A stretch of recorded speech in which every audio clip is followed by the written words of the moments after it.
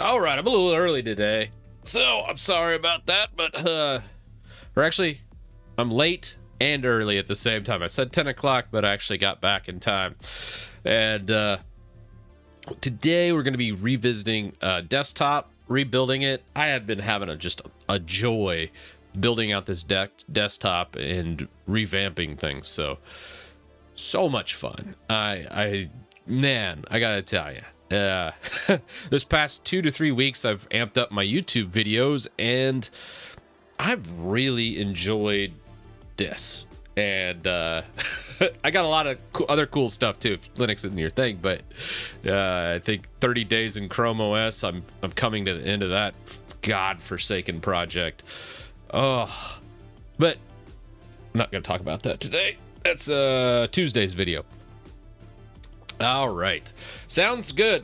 Sound check is solid. I've been having some sound, mainly from my rack. I've had a couple different things kind of make their way into my videos, which I'm like, oh, you can hear it if you have really good headphones, but it's probably just me. Can you do taking a review? Yeah, let's start with some questions. Whatever you guys got, hit me. I'm always game. Trailer was cool. Yeah, I need to actually redo the trailer. That was actually from Twitch. Me doing that trailer because I gamed some over on Twitch, and I just kind of tossed it up here on YouTube, which was fun. And yeah, it was great. Minimal Fedora install of Xorg and BSPWM. Yeah, actually, I'm working on a full server build, which is a great question, by the way. And the Fedora server is built with very minimal driver support, such as Wi-Fi. So on my laptop, getting Wi-Fi working in Fedora server is a little tricky thing. If you need to do this, by the way, I'll just tell you, just so you don't waste like hours of time like I did, because I've never actually tried to do Wi-Fi drivers on a server build of Linux, mainly because that's just not something you do. But needless to say, I was like more curious to see how the desktop things did it. And typically you just find your firmware. If it is like a Intel wireless, usually there's third-party firmware. You need to install that, which is usually just a package through whatever package manager. And then make sure to install the network manager Wi-Fi package. With those two things in, you should see like IWCTL start working. So it's a fun sidebar with that. But yes, I'm trying to do a full CLI build with just the things I need, and then maybe I'm not gonna promise like an ISO or anything like that, because it is, as I dive more into my environment, I'm like, I don't know how many people will actually enjoy this the way I enjoy it. So I'm kind of back and forth on the fence. I'll of course put it on GitHub for those that really want to dive into it, but as far as like more of the normies and stuff, I don't think this is really their cup of tea. So pretty cool. Can you do a video about PowerShell? Yeah, I've been meaning to actually dive into PowerShell a little bit more. The only reason I have a hard time doing things I've done professionally for like 10 or 20 years on YouTube, mainly because a lot of times I don't, there's no emotion behind it. It's just like, it's work. Which kind of sounds silly, but a lot of times I just like to have fun on YouTube. And where I dive more into the business realm of things, it kind of zaps the joy of some of YouTube from me. So that's why I haven't done like any PowerShell videos. Usually Windows videos is more revolved around optimizing it for gaming, because that's really what I use Windows for mostly. And more in the business realm of actually controlling Windows from like a group policy or a domain level and those types of things. I don't really do too many of those videos because that's just kind of my bread and butter. That's what I'm known for professionally. Where on YouTube, I'm just kind of known as the Linux/Windows debloat guy. And I'm totally cool with that. It's like such a hobbyist type thing that I still enjoy just messing around with. And that's kind of how I treat YouTube. I know I should probably treat it more business-esque, but I don't. Unless, you know, there's something like a good sponsor. I have something really cool to show you though. Ugh. Occasionally I get hit up with my emails like all the time. And most times I'm like, please stop emailing me. I don't want to hawk your crappy CD keys or your crypto project or your NFT, whatever it is. I mean, I get all kinds of just garbage. But occasionally there's a gem in the rough, and I think this was Geek Nook, and I'll have to check my emails. But I picked this guy up, and this is like an i7 with a 2060 in it. And yeah, how can you not say, yes, send me one, I will make a video, because I am gonna have all kinds of fun messing around with this beast. I don't even know how big it is, but I've done a lot of Intel Nooks in the past, especially professionally. I've set up a ton of them, and I'm really liking to stretch its legs and have fun with it. So that's coming up probably next week. I'll dive into that. It should be fun. So yeah, that's like like I said, a lot of times with YouTube I just try and think of what's fun and then make videos about that. Yeah, having fun with technology, right? Can I create a bootable ISO for my current system? Bootable image, yes. Bootable ISO is much more difficult, especially in Linux. Setting up bootable ISOs are not for the faint of heart, but images totally, for sure. Let's see. Can you try Xmonad? Yeah, I've been meaning to. That's like so far down on my list. I have been messing around with Markdown and redoing some of my stuff, so that definitely on the way for sure. Let's see here. Simple fix for Arch Linux install, just going black after starting menu. That sounds like a graphics driver, or maybe Xorg isn't starting properly. So you probably are running into something. I'd probably do like a Control Alt F2 or F3 to drop the TTY, which is just a console menu. Log in through the CLI, and then once you're in, you might look for, if you got an NVIDIA card, you might be missing NVIDIA drivers, so NVIDIA-drivers on your package manager in Arch, so it would be pacman-s NVIDIA-drivers. Or you might also check a journal CTL, so journal CTL space -xe usually will just spit out a good hey, look for red text. It kind of color codes everything for you. With those two troubleshooting, that should get you to having a good GUI. Who owns Fedora? Red Hat owns Fedora. Let's see. Remember me? I do not. I'm sorry. I do get a lot of questions, but I asked 2 questions reviewed last stream. Anyways, I was asking, I am 14 and want to get a job in something related to Linux. Are there any options? Personal questions, but just, yeah, no, man. As far as that goes, Linux, the best thing I can say professionally is don't just focus on Linux. Be good at more than just Linux, because just being a Linux admin, I don't know if there's definitely some niche jobs out there, but you're not going to be very appealing in the IT realm if you don't know other operating systems as well. So obviously Windows is a mandatory. You have to know Windows if you're doing any kind of infrastructure work. Windows servers typically used in business through domain controllers, so understanding group policy, Active Directory, those types of things, you really need to know that. So package those with Linux admin for like LAMP stacks and other things. You can do well. You can do very well, but try to do both. That's very good. Let's see. Do you recommend using virtualization with workstation gaming stations? Not really. I mean, you can. It's fun, but no, I don't recommend it. I would much rather have just another one if can be. Let's see here. I always record your stuff, including debloating and new updates to it. Yeah, I try to. Why don't you use Wayland? It doesn't work with some legacy applications such as Synergy. So I'm actually using one keyboard and mouse, and I have all these monitors set up with different machines attached to them. So Synergy, Barrier is a good free and open source solution. So if you want to do those at home, I'd recommend Barrier. I just have like a legacy license from back in the day. And that's a good way of doing it, but Wayland or Synergy doesn't work with Wayland. And I haven't seen any other sharing of keyboard and mouse in a Wayland package, so that's why I always keep going back to Xorg. That's the one thing that really just chaps me about Wayland, and I can't really do anything. And the Synergy team or the Barrier team, none of them really care about Wayland, so that's why I keep going back. On Windows 10, searching for files are very slow. I have a large external hard drive. How can I speed it up? Search by file name. Good question. Don't use Windows Indexer. Windows Indexer is just hot garbage. It steals all your performance. It's just not very good.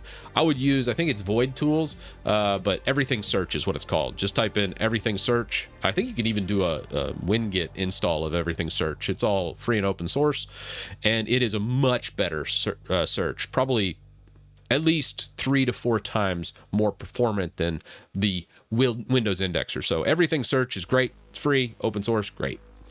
What do you think about Revo Uninstaller? I've only used it a couple times. I have not used BC Uninstaller. Revo Uninstaller is, there's probably some niche cases to rip out like certain registry entries. It does a better job than obviously the stock built-in uninstaller. But again, I rarely ever would ever. I haven't used Revo in probably 5 to 6 years, so I don't know how well that knowledge will be. Also, BleachBit's pretty good. I've used that Linux, Windows. It's multi-platform, and it is a very solid option. I do like it for cleaning temp files out, and it does good. It does good. Luck Dragon, thanks for the super chat. I recently heard Manjaro is trying to stealing code and fixing ideas from troubleshooting users and calling them to fix their own. Have you heard about this? Yes, I have. Actually, there was a YouTube creator. I don't remember the name. He's kind of annoying, so I'm not going to say a name. But I remember him kind of dogging on Manjaro, and I've dogged on Manjaro. I've dogged on Ubuntu. There's some things. These days, I don't really, these times, as I understand Linux Desktop a bit more and how the general Linux community works, the less I really care to punch down, so to speak, in a lot of these platforms. However, I want to address this Manjaro and their community. I like Manjaro. I like their community. I like the distribution. Their lead developer Philip Mueller is amazing developer. I like him.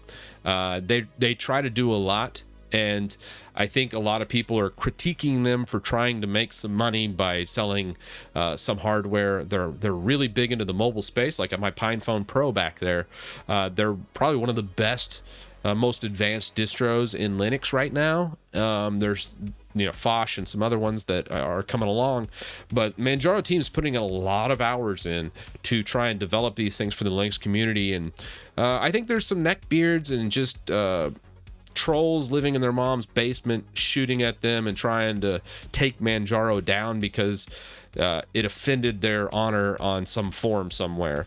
I've heard about this drama, and I side with Manjaro on this one. I still think it's a good distribution. I don't really use Manjaro, but I think their dev team's doing an amazing job, and they're advancing a lot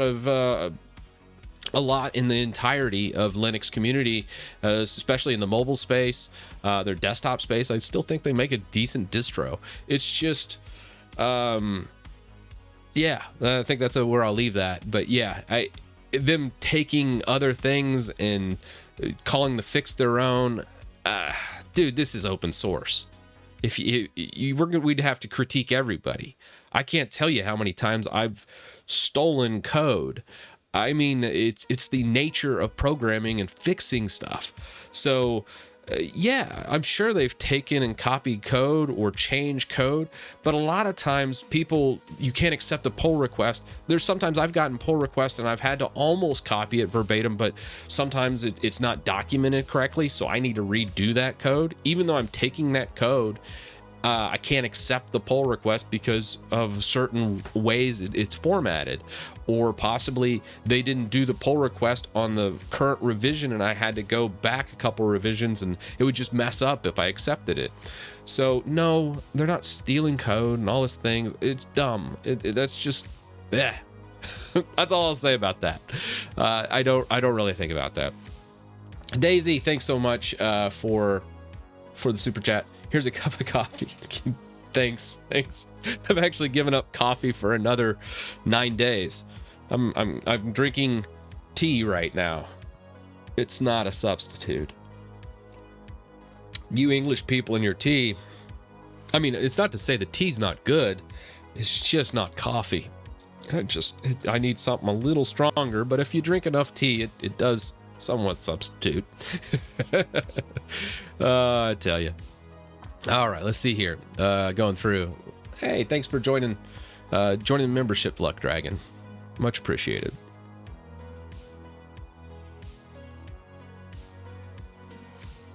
I play GTA 5 with my friends now. I'm on Arch Linux. FPS are between 30 to... Ooh, that's low FPS. Yeah. So that's a good one, Sean. I think I've experienced not so much low FPS, but I have had stuttering in GTA 5 and Linux. And typically this deals with F-Sync being on. And what you could do is disable F-Sync. I actually think I made a video about this a long time ago. Let me pull it up. Because I think GTA 5, I mean, this was a long time ago, so this might not be relevant. No. So here we go. Let's go desktop. So on GTA 5, this one, let's see, what was my fix back in the day? You probably don't need to do any of this integrity stuff or re-downloading this. Let's see here. Try this. Proton underscore no esync or no underscore esync equals 1. This disables esync, not fsync. Fsync's, I think, a newer version of esync. But disabling esync will probably smooth out those frames a lot, and you're going to have a lot better experience. So you might check that out. I did this video a long time, but the too long didn't watch, you don't need to watch the video, is do this command here. I put it in the description of that video back when I was doing game stuff, which is pretty cool. So thanks for the question. So that, yeah, there's a little preview of the desktop I've been working on too. Let's see what else we got.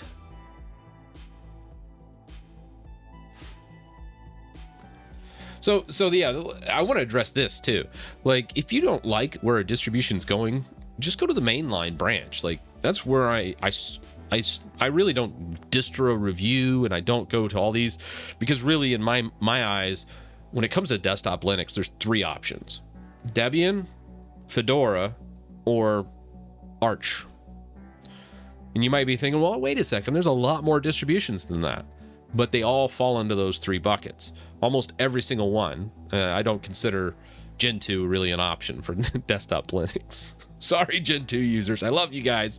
But that's definitely more in the advanced realm, more for tinkering than actual like daily desktop driving. So usually those are the 3 buckets. And Manjaro is Arch at its core. And it's... you know, it just adds a bunch of ease of use for normies out there, and that's fine. But it's Arch at the end of the day. And if you don't like Manjaro, you can just use vanilla Arch. I mean, it's the same thing in my eyes. Distribution doesn't matter as much as people think it does. Fedora as a base is what I'm using right now, and I'm really enjoying it. Stack, yeah, Sam. I will say, when it comes to Stack Overflow, oh man, I can't tell you how many times I've gone back through people's scripts, and it was just like copy pasta from Stack Overflow, and I was like, dude, I know what you did here. This is like literally 50 lines of code, and you need like 5. I can't tell you how many times people copy paste until something finally works and they're like, all right, it's there. And I'm like, oh no. It's probably the worst place to copy paste from a lot of times. Not to say there's not good answers there, but yeah, a lot of times. Ugh. Auto driver update. If you do sysdm.cpl, it pulls up the old system panel, and if you go into the advanced tab, under the advanced tab, you should see driver updates or auto let Windows do driver updates. And into those driver installation settings, you just say, don't let Windows Update do driver installs. I do that on my debloat script. The Essential Tweaks does that automatically and pushes it to never allow drivers from Windows Update. Best distro for older PCs. Ubuntu's pretty good. Peppermint's pretty good. And if you want to go full like stock something, you know, from a base distro, I really like Arch for, you know, just base Arch with like open box. If you want to just go full neck beard, which is fine too. But yeah, if you want something that actually works right out of the box, that's really easy to use, Ubuntu and Peppermint are probably the best, most user-friendly, low-end PCs, which is great. Fastest Linux, it just depends on your configuration, really. A lot of people end up just bogging their Linux down and bloating it up. So a good example here is any operating system can run badly. Linux can run like crap, as I showcased, what was it, 2 weeks ago, and I first tried Elden Ring, and I was like, this is awful, and it was like 20 FPS. Well, that was because it was misconfigured, and I had too much junk in there. I had, I think, two compositors that were fighting, and that was causing a huge performance drop. So any of them can be the fastest Linux, much like Windows could be really fast if you debloat it enough. And it's just important to know. So don't think of it as which distribution, which Linux is the fastest.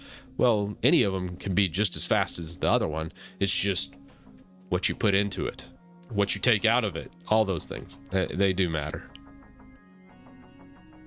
Sam, thanks so much. I just got another GPU. Now I can't decide between Debian Titus, Arch Titus, or Arch Fedora. Yeah. Oh, man. Have fun. Whichever one you have the most fun in, that's what you should do. Does GNOME use more power compared to a basic window manager BSPWM, experiencing battery drain on GNOME, but not BSPWM? Typically, if you're on a laptop, a lot of times this revolves around the TLP package, along with another package called Auto CPU Frequency, Freak for short. So FRUEQ. I failed English, so I probably spelled that wrong. But anyways, that's an open source project, which here, I'll pull it up for you so you just, you know. I think it's just Auto CPU Freak. I do this on almost every laptop. What this does, just type auto dash this command right here. Yeah. It basically steps down your processor when it's not needing that kind of power. So this saves battery usage a lot. And I mean a lot. So it's not your desktop environment that's sucking your power. It's your packages on the back end that controls power management. Some of the best power management in the business is Chrome OS. You take Chrome OS and it's going to literally last longer than any other operating system because of how well they've done with power management. But you do Auto CPU Freak with TLP, I guarantee you probably double your laptop battery. This is a really good program. Love it to death. I've even done a video on it as well. I don't know why that's not starred, but definitely need to start it.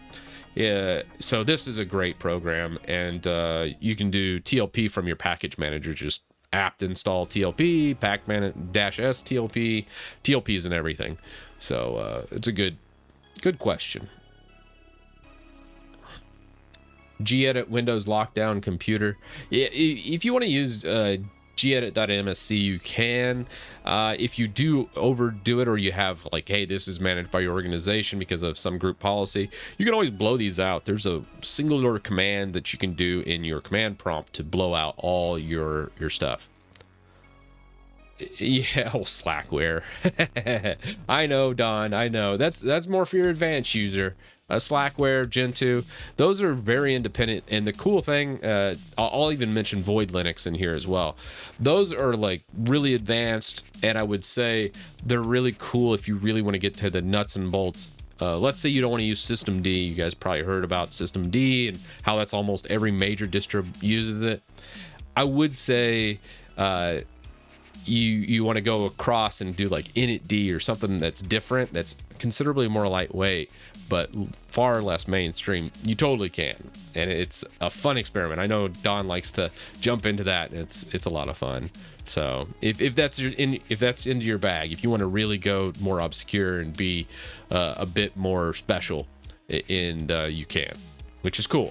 And you can be extremely clean and minimal, but that does require a lot in the configuration realm, so you got to make sure you have time.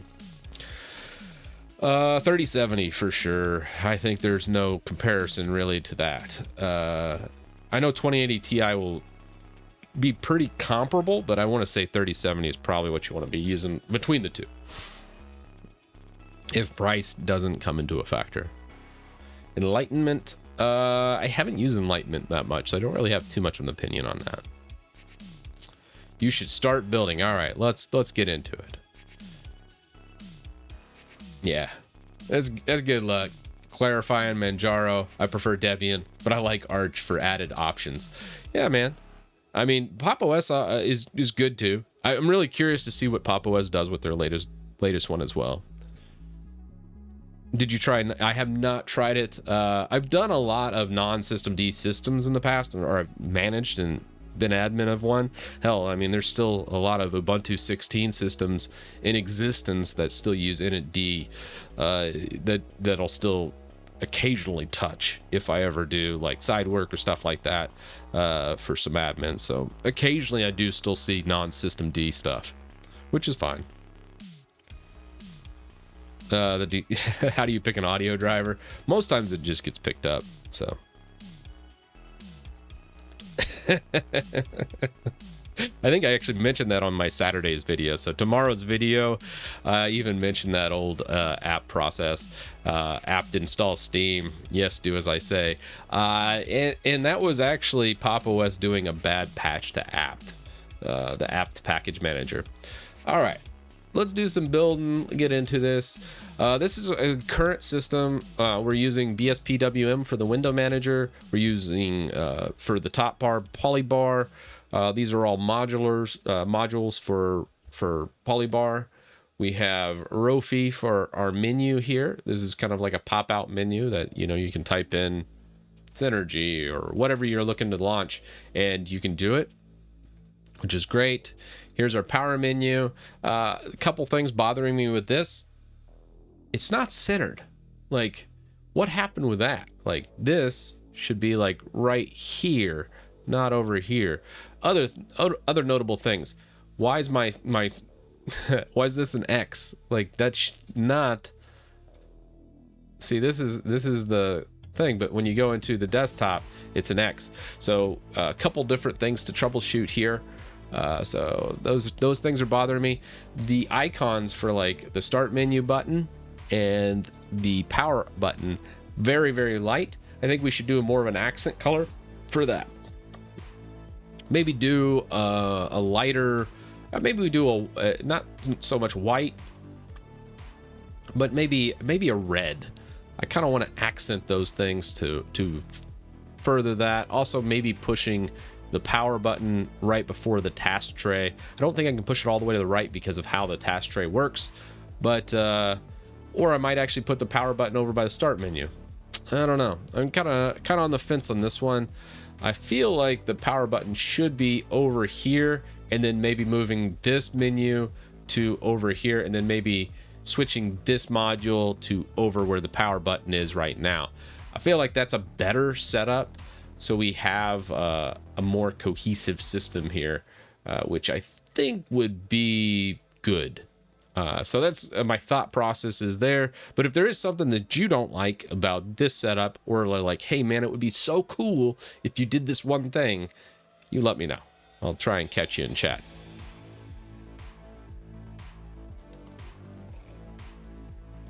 Oh, how's my week been? Well, it has been one of the worst weeks of the past 5 years, but other than that, pretty good. I had the healthcare thing. I had taxes, which, oh my word, that was awful. I'm actually a company now. Last 2021 was when I actually officially became a company, and taxes for that has been nightmare fuel. And then my wife got in a wreck on Tuesday. So man, HGH, it's been a trying week, but it's looking up. You know, it's one of those things you just got to go through it. And I've been extremely fortunate and lucky.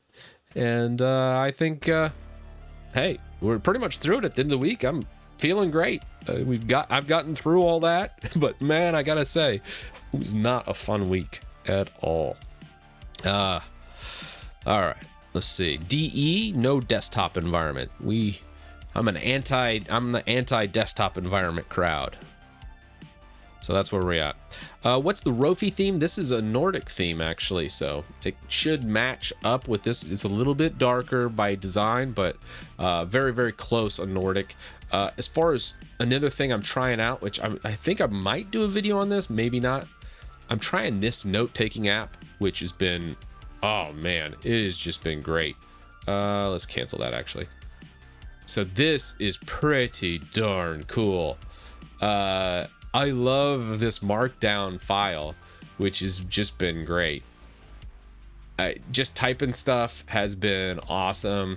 Like, man, it auto formats markdown. You can do all of it with like keyboard shortcuts. Man, Obsidian, I was using Notion for a little bit because I was like, I need a note-taking app that doesn't, you know, that's a little bit more powerful than, I think at one time I was using like Google Keep, which was awful. And then I switched to Notion. I was like, oh, this is better. But then I'm on the third day of Obsidian now. And this is the best note-taking app I have ever done. Hands down. I love it to death. So much. Under my big brain ideas, I'm going to switch my website probably back to Markdown and Hugo. I just need to redo and match up some of the design. So that should be fun. I have not done Linux from scratch yet. Probably won't do a video on it. You never know, though. I'm not going to completely rule it out, but yeah, it's not on my list of a gajillion things to do a video on for sure. Like, just to show you.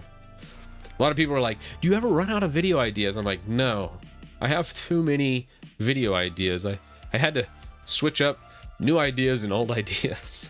So these are like more of like, hey, I think this is definitely going to be a good video. I'm going to do something on it. And then like you get into this and it's just, I run into too many ideas that I'm like, I can't make a video on all this stuff that I want to make a video on. So I never run out of ideas. It's just an endless pit of ideas. So much fun. Yeah, I agree. It does deserve a spotlight, and I will definitely do a video on Obsidian because I am beyond impressed with it as a note-taking app. No. So VS Code does a lot more stuff than Obsidian. Obsidian's just a markdown, keyboard enhanced note-taking app. That's all Obsidian is, nothing more. So, you know, it's great for notes, and I think everybody should be taking notes. It's great.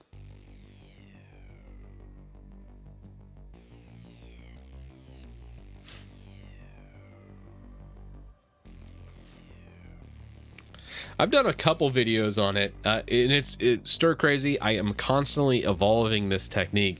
The more experience I get, the more this refines. So I'll be making another video soon. Yes, I did. I know. I need to talk about ext4 in Windows as well. Yeah, both those again are on my new ideas list for sure, which is great. So far, I'm right now I'm in the honeymoon phase of Fedora, and I gotta tell you, it's so far right on top. But you got to remember, I've gone back and forth between Arch and Debian a ton. So, hey, there's that. So I've done Fedora server as the backend, but right now, like if you just, what is this?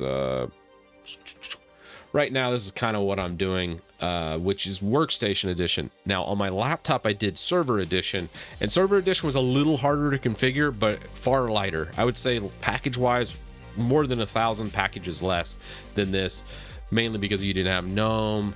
I didn't have a lot of packages for Wi-Fi, because you basically have to go like LS, PCI, VV, and I would scroll up and find like my Wi-Fi driver, whatever it was, and then look at or actually I think what is LSPCI? I haven't seen what was the help on that. Oh, I don't think it's quite that, but there was a way to just see the hardware IDs. There's verbose, I think kernel driver was one, but I also did, I think, in. So I think I did KN. So I think it was LS, PCI, KN. And then I went through and found my driver. Although I there was one more option, I think, in there. Maybe it was KVM or KVN. And I found my Wi-Fi driver, and I was like, oh, okay, so it's this certain model. And then I looked up for what package I needed to install. That's why I was like, I don't think server installs for many people, but for me, I really dig it. A lot of fun. A lot of fun for sure.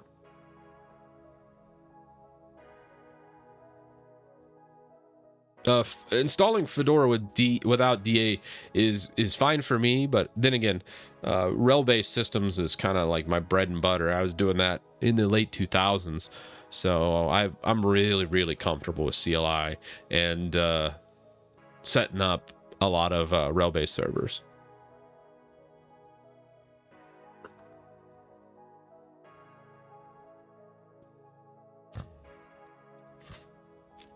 So 42, I want to say breaks. I did a video not too long ago, I think it was like a week or two ago, about Material Shell. It will, I think, get broken in GNOME 42. So I think the GNOME developers did some customization options or something. So much so, I think the developer of Material Shell is actually going to move back to Awesome Window Manager. And I was like, ooh. So I don't know. I still hate GNOME. I do like a lot of the utilities in GNOME. I just don't like the development, and I don't like the general layout of GNOME at all. And I don't like extensions. I still hate how the extensions work in GNOME. That's why I keep moving back to BSPWM, because it makes the most sense to me, and it's the least cumbersome out of all of them that I've tried, and I can do a lot with it. The reason why I choose BSPWM the most, because it's so heavy on bash scripting, and bash scripting is just so much damn fun for me. I love it. So it just depends on what you are. A lot of people swear by like DWM, which you've got to compile every time you change like the config, but a lot of people swear by it, and they have like their own scripts and stuff. So it just depends on the user and kind of what jives with you. That's the thing. Figure out what you like. Flat pack, 100% flat pack.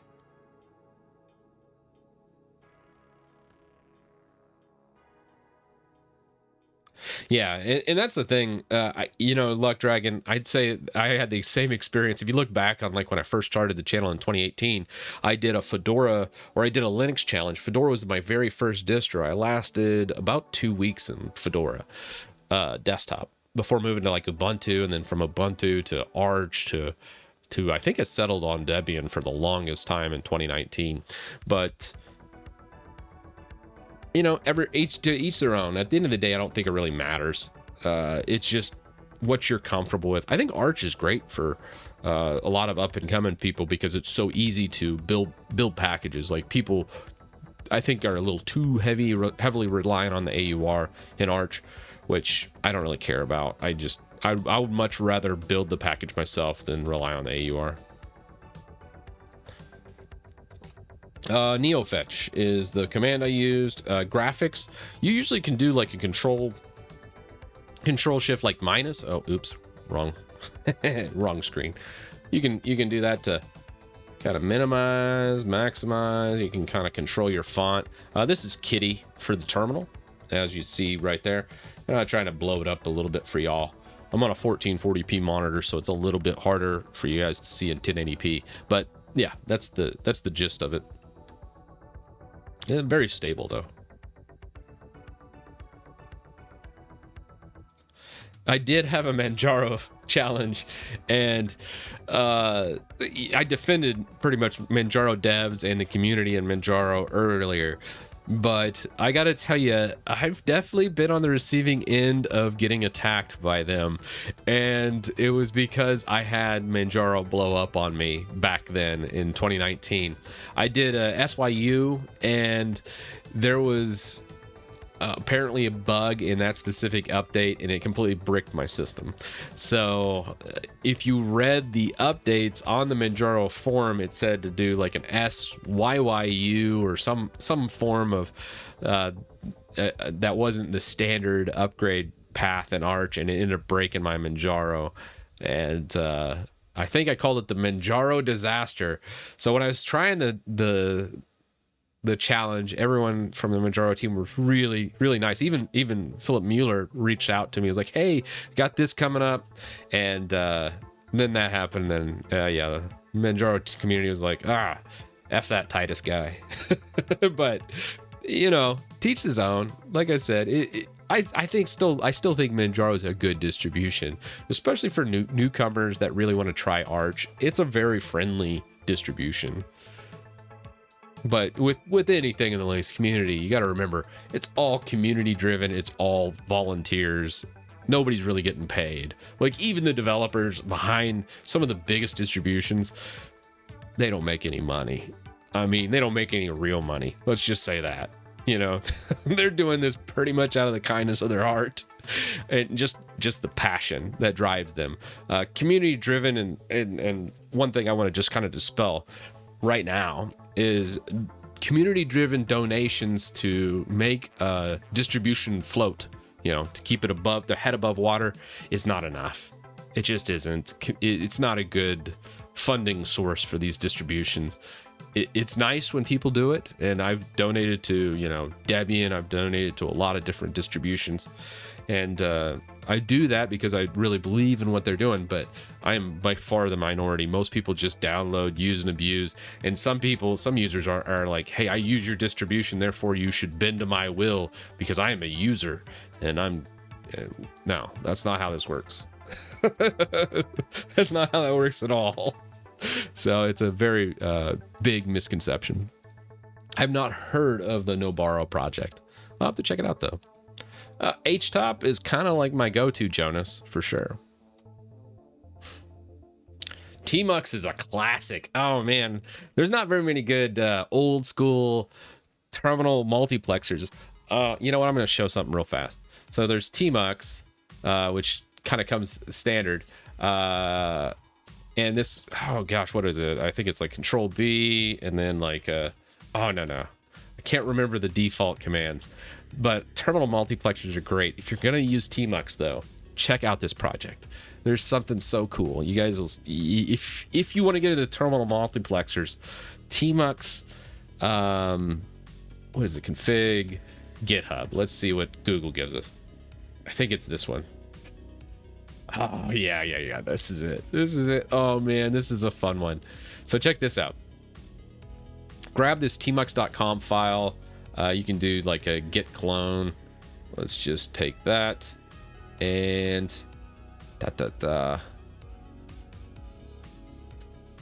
let's pull up our terminal. Let's clone old Tmux. We'll do the linking.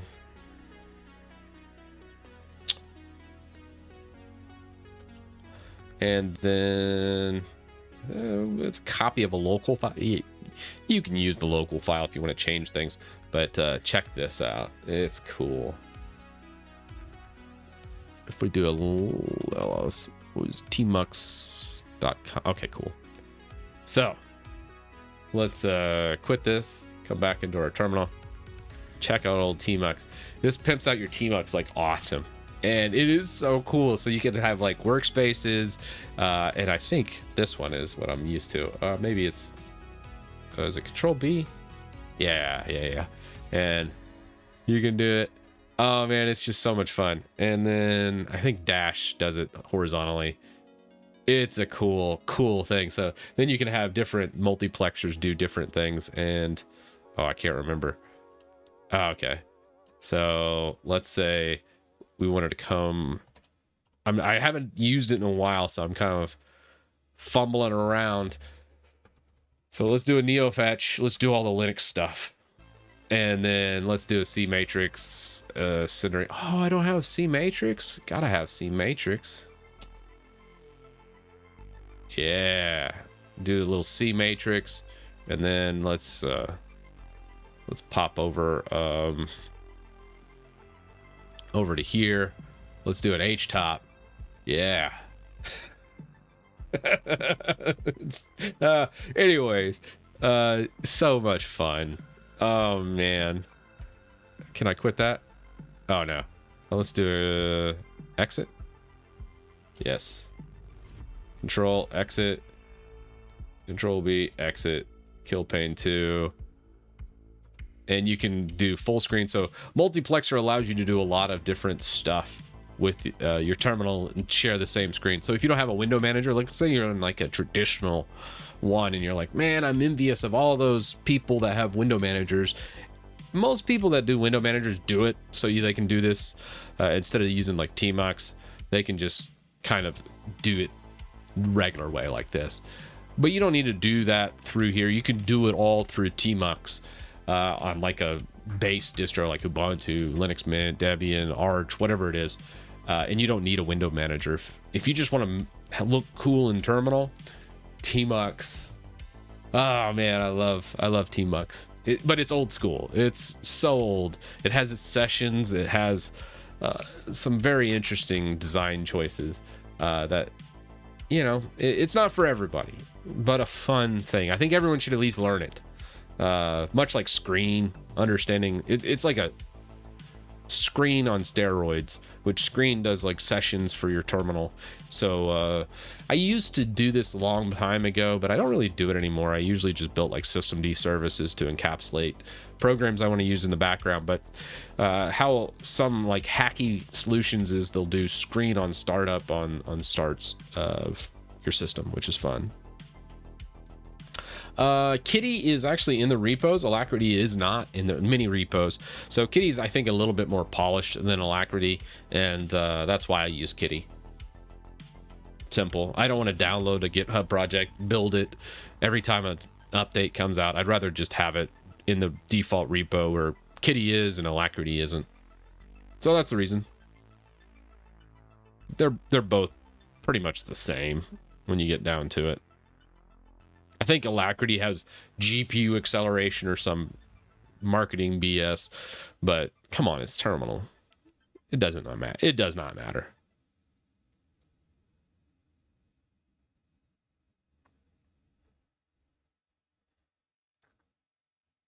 Yes, it will make its way over to Debian Titus. I've been meaning to update it. Most of this is all config files. So when I'm modifying this, usually I am and I have a video coming out, I think next week is my scheduled one, where I'm backing up a Linux system.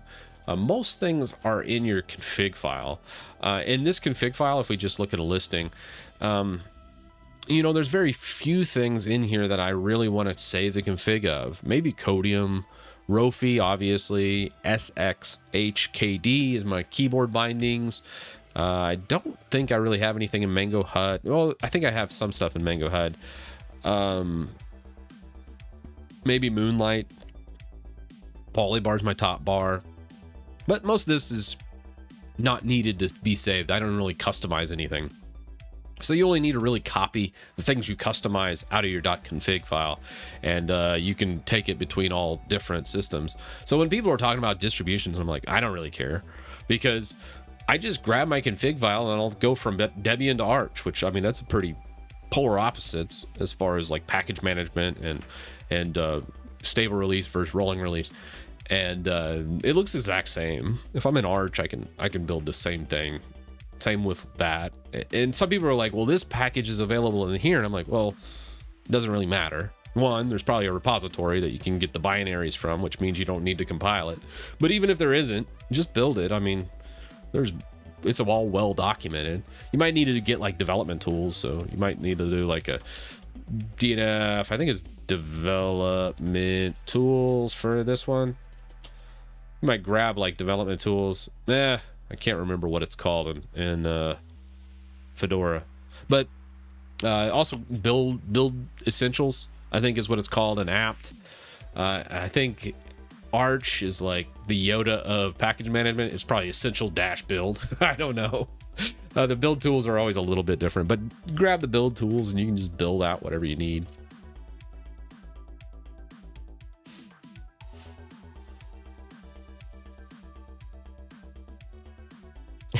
That's interesting. I don't know if I'd be there. I think someone was like, you should do a challenge of not using terminal in Linux. And I was like, yeah, that sounds like hell. That sounds like using Windows from just using command prompt. I was like, why? It's like, no, I don't want to do that. That's just my opinion. I mean, you got to remember, I do use package management, CLI package management in Windows. Like, I think it's just a better way of doing things everywhere. Mac OS, I use Homebrew all the time. So yeah, sounds like I'm gonna call it blasphemy. I can't do it.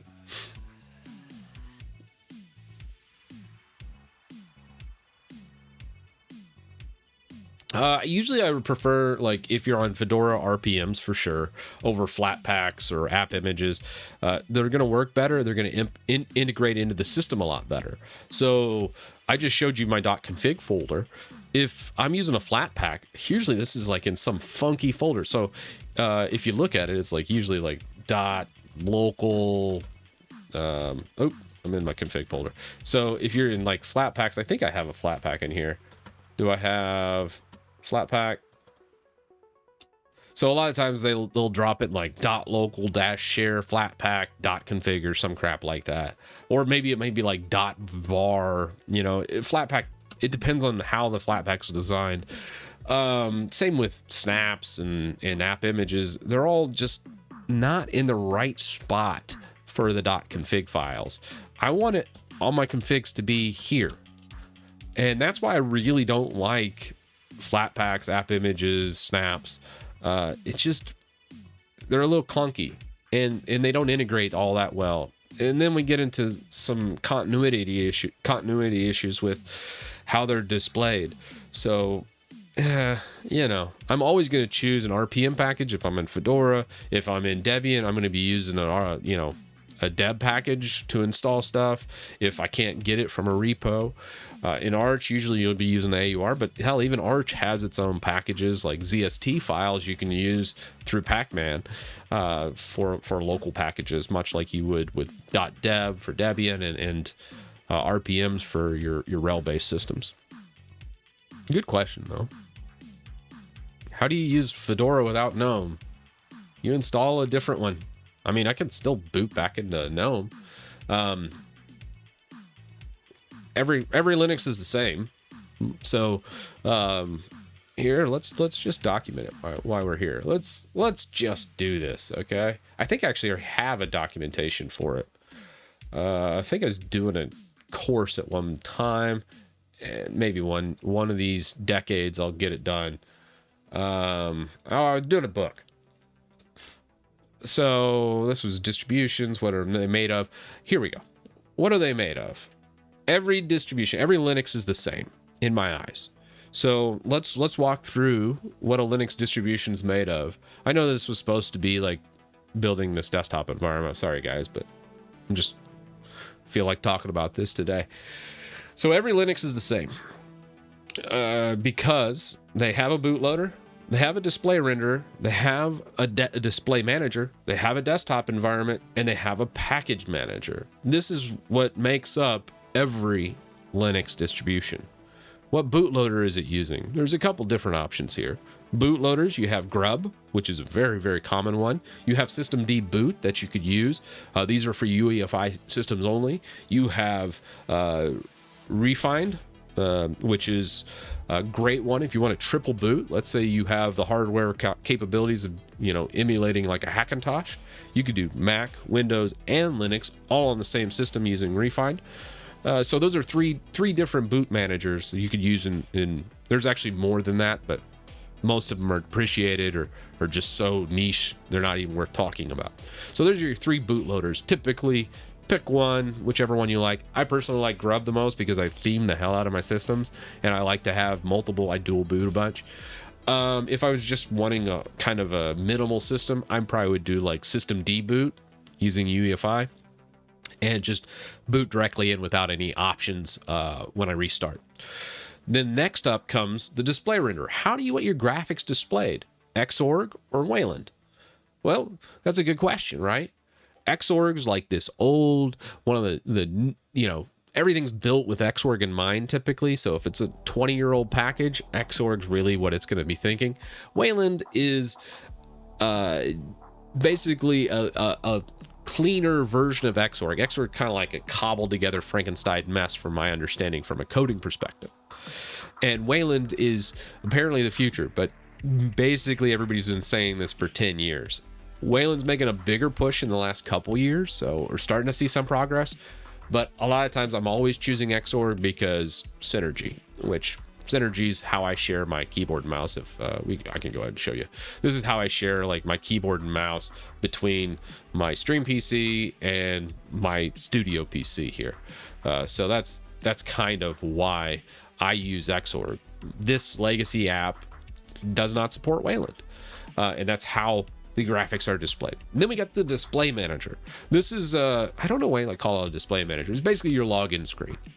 And this is where things start getting, you get a lot of choices between your distributions. That's why there's a gajillion distributions in Linux, because sometimes these puzzle pieces I'm explaining are just different, and it's all personal preference.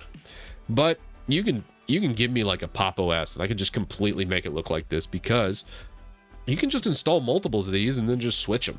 I mean, you don't have to stay on Wayland. You can switch over to Xorg. You don't have to be on a different one. But let's talk about display managers login before I go too far in the weeds. There's KDE is the desktop environment, which is below this, but it uses SDDM. SDDM is the display manager, the login screen that kind of says, hey, you're going to use this desktop environment.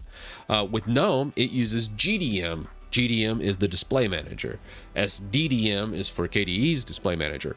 But guess what? We can mix and match too. So you could use SDDM to log into other stuff. Like if you had XFCE display environment, you could actually use SDDM to do it. I'm actually using SDDM to load into my window manager here, which we'll get to in a second. But the display manager is basically where it starts really saying, hey, this is how things are going to look. This is how your desktop's going to operate. And it just kind of pushes it to either a desktop environment like KDE, GNOME, XFCE. These are all desktop environments. And all a desktop environment is this culmination of like a start menu, settings to set your display. All these different GUI tools are in that desktop environment. But this is where it kind of gets a little tricky, but cool as hell. I love this part. Is you don't even need a desktop environment, right? So a lot of times these bottom things or these things right here, where the graphics come into play, where Linux has all of the development is all the stuff before this. Really, all that you need to know is the bootloader and the CLI. You don't really need any of this. Most Linux servers run just fully off of your terminal or your CLI. This is where desktop and Linux it's so cool because you can choose everything. But getting in the desktop environment, you don't necessarily need this at all, and you could just do a window manager like I'm doing. Like this is BSPWM, and you can see that in our NeoFetch here. I kind of destroyed the Fedora logo there, but This is the window manager right here is this. So KDE has a window manager called KWin, and it also has a bunch of other tools with it. You don't necessarily need all these tools, but how do you set your display in something like this? Well, you would have to find your own program to do it. And that's where things start getting tricky. Where a desktop environment, having all this cohesion and oh, we'll just pull up system tools and it's all there, you might just not run into that when you start going and not having these things. But you can always set them yourself in terminal. And this is kind of where, all the choices get made in the your distribution. So you can change those choices. You can do whatever you want. And that's the beauty of it. That's what I love. And you can have as much or as little as you want. And no other operating system really does it that way. Probably there's some more obscure ones like BSD and things, but the major ones like Mac OS or Windows, you just can't make these choices. You can change everything. You can do just a title bar and a window manager like I'm doing. And you might be thinking, well, how do you even set your display? And there's a couple different ways. We could do like xrandar, which works from just terminal. And we could go, okay, here's all my displays. Well, how am I going to do that? And you could just say, hey, xrandar -- help, and then go through here and set each monitor independently, all through terminal if you wanted. So you could actually set up your monitors through this, or let's give you more options. Well, I'm going to go to a new screen actually. Let's get a fresh workspace. Let's do arandar. Let's see if that's even in the package. Yeah, it's already there. So you could do arandar, which should pull up maybe, unless I'm missing a dependency somewhere. Yeah, let's see. Let's try launching arandar. Ah, there it is. Okay. So you can see I have two monitors overlapping each other because I'm mirroring. What you guys are seeing is different from what I see because I have them kind of mirrored, but this is scaled down to 1080p. I need to actually move this 1 second. Sorry. So this is how I can kind of set this, and you can just say, hey, export this or save as. Let's go Titus and just call it def. Save. That didn't mess up my... Okay. So then, if we look at this, we can do a Vim. So that little GUI tool, arandar, interfaces with xrandar and just kind of says, hey, this is everything this guy wants. And it sets all those different settings. So you can actually tinker with this a little bit more, or you can do it as a baseline. Since I'm doing weird scaling with mirroring, I had to modify this a little bit, but this is kind of how you start or maybe cheat your way a little bit, but you don't even need to do that. That's the cool thing. Like there's no right way in Linux. Like there's just so many options, much like in Windows and on Mac. Whenever you think of a solution, there's 20 different ways to solve the same problem. Maybe more, there's just infinite numbers of ways to solve problems in tech. And real rigid people think, well, this is the right way. No. The right way is the way that works the best for you and or whoever the user is. And you need to learn all these different methods of fixing things, because I think it just makes you a better user at the end of the day, because sometimes, depending on the situation, it might be a better way. So let's say you didn't want to interface with any of this. You didn't want to do xrandar, you didn't want to do the arandar and the scripting and all that. There's another way. And this is an Xorg only way. Wayland works a little bit differently, mind you. But if you go into like etc x11, all this right here, this is where Xorg gets configured, which Xorg's where our graphics are. Remember that earlier graph of like the rendering? Well, if we go into xorg.conf.d, you can actually see we could add stuff. We could add section files. So when all the graphics are brought up on the system, it could read this comp file and then just set everything, hey, this is how it is. So even if you didn't even have a screen, or hey, this is how my monitors are, GUI tool and dragging them around and all that garbage, you could just set it all in a .conf file. So when everything's brought up, you're basically telling the system, this is how it is.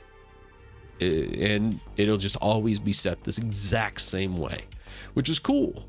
So you could actually do like a vim 10 and say monitors.conf. And then you do like a section file like this, monitor, and you start setting up your monitors based on this type of syntax. But I'm not going to do that. I just kind of want to show this different way. I actually did a video specifically over Xorg. If you're interested in this type of thing, that's another way of doing it. And then, yeah, package manager is the last thing. How do you install and remove programs? And that's all apt and DNF and all. It's all different depending on the base distribution. You remember how I said earlier, there's really only 3 distributions: Debian, Fedora, and Pac-Man, really for desktop Linux users here.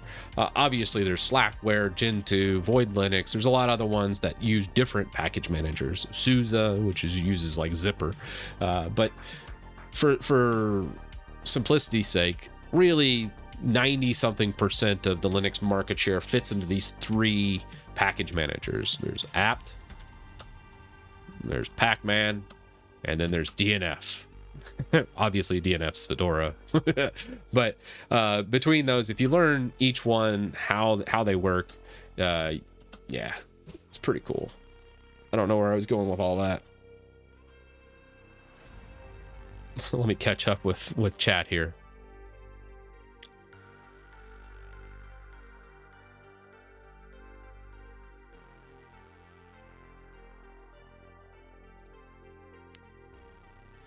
Oh yeah, I probably should. I don't do shorts really. I need to get better about that. Have you heard about Oh, I love Markdown. Markdown's like my favorite shorthand note-taking for sure. Markdown's amazing. What do you prefer instead of VLC, Clipper or Celluloid? I love Celluloid. You know, as much as I crap on GNOME, Celluloid I think is a GNOME-based tool, but man, I love it as a video player. Which, do I even have it on here? You know, for Celluloid. Yeah. Let's grab some Celluloid. It's my favorite video manager in here, but it uses MPV as a backend. Your true neckbeards out there will use an MPV to open files, which... Is MPV not on here? Yeah, let's grab MPV. Probably need it. Do I have anything? Yeah.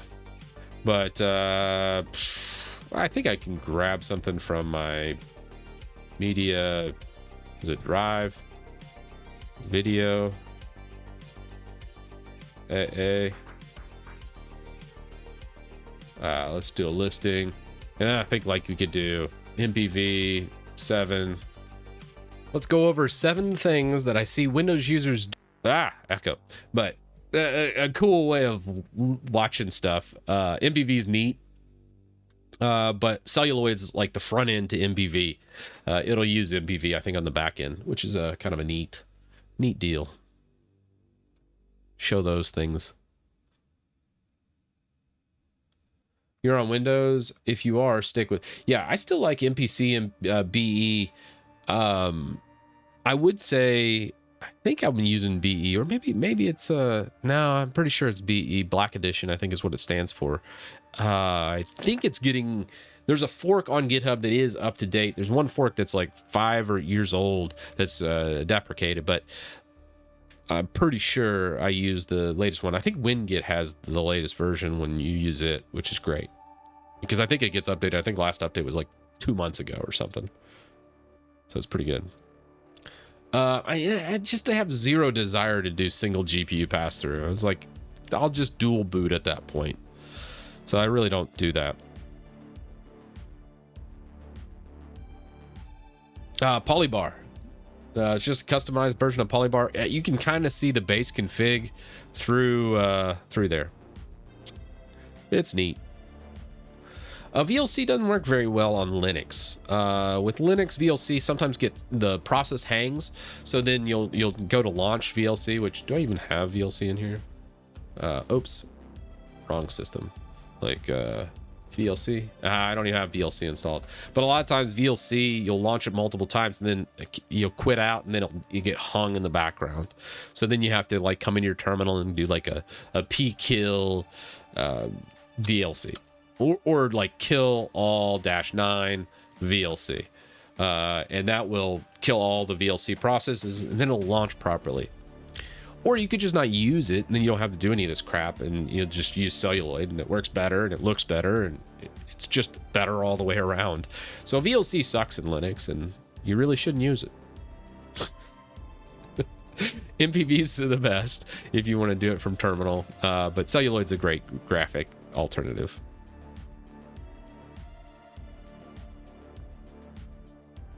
Awesome, man. I'm glad to hear. I know initially there was some issues with 42, and I know there were some customization changes, but good to hear like the lead dev of Material Shell, Papa El Gringo, he's done a great job. He's such a talented individual. Where do you and other similar streamers get your music? Just feels like good chill music for gaming and working. Great question, Luck. I would say I use all the Harris Heller stuff. He's made a fortune off of it because he broke the music system. Like I don't want to get too far in the weeds, but basically what Harris Heller did from Alpha Gaming, he made his own label, his own record label, registered it with all of the social media like YouTube, Facebook, all of them, and then he made his own music to play in the background of any streams. So you could just pull up Spotify, type in Harris Heller, and then just play his stuff in a YouTube video, on a live stream, and it's all copyright free. And he makes no money. He doesn't even sell the music. He even gives you a free to use license. So you can actually pull up the license. If you do get hit, you can just be like, here's the proof that I can use this. And you can make money off it. It doesn't matter. He doesn't do that. So why does Harris do it? So he figured out a nice little loophole, and I love this. I love it when people figure out cool things and they just make a fortune. The music industry is like this real dirty industry, and they take advantage of artists all the time. And they double dip in everything. And what Harris did, instead of double dipping, he's just like, here, everyone can have it for free. Here's a completely open license and just completely all royalty free. Well, when you play his music, since he's registered it and allows everyone to use it, he still gets paid from Spotify like 0.001 cents per play. And it's like such a small amount of money, but he already had like this huge community from YouTube with all the streamers, and all the streamers started getting copyright takedown notices, and everyone was like, oh crap, I remember Harris saying something about this, and they started pulling up all his music. And now I think at one point in time, I don't know how much money he's making now, but he did disclose he was making upwards of $100,000 to $150,000 a month from royalties off Spotify and Apple Music. And I was like, dude, that's amazing. Like, he completely broke and changed the system and made a fortune at it at the same time by giving people a solution that didn't exist. So props to him. But that's where I get my chill music. Sorry for the long explanation. Harris Heller, goat of background music.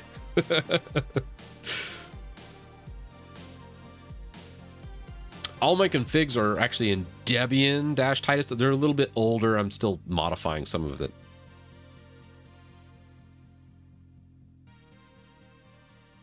I think if you just do Harris Heller and Spotify, it'll all pull up. Or Apple Music. I think he's even in like YouTube Music. He's everywhere. So he's registered everywhere. Yeah, Stream Beats. Stream Beats was what it was. Amazing dude, though. Amazing dude.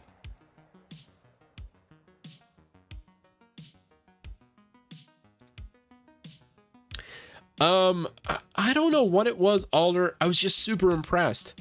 So what ended up happening was, you could even go on, I ended up doing this. I did a Linus is what I call it. I installed Steam. So I did a DNF install of Steam, and it just did it. And it installed every dependency. It enabled 32-bit libraries. It just did everything for me. I was like, dude, that's awesome.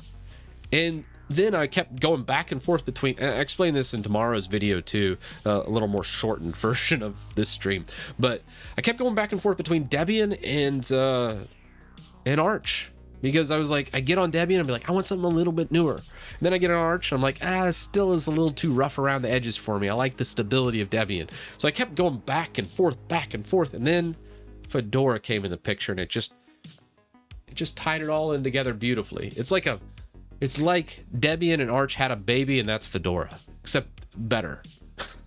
So that's why I really have enjoyed Fedora.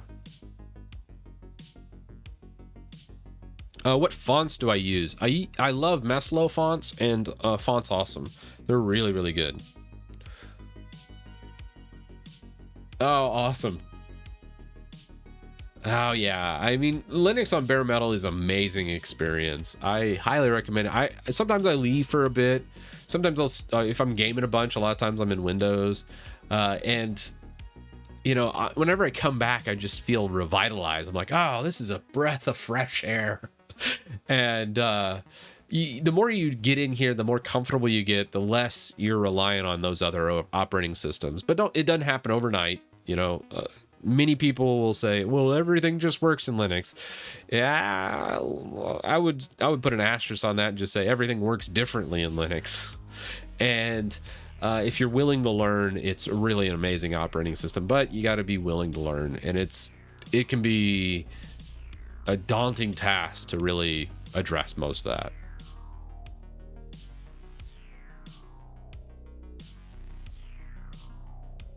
No, I said earlier it was celluloid.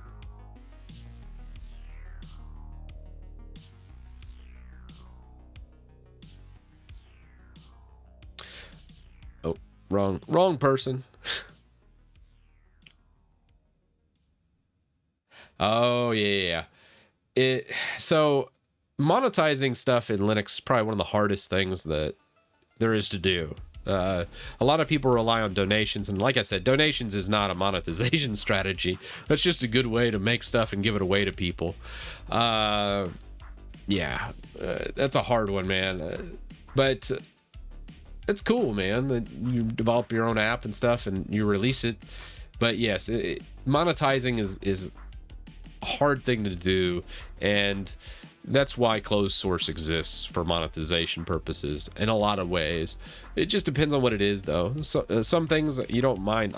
I'm fortunate because I monetize through YouTube and other more public realms, that everything I do is open source. So everything I just give away, because I get money through ads that you watch on YouTube, or donations with a lot of my audience, because it's massive now, which was like, hey, thanks, that's amazing.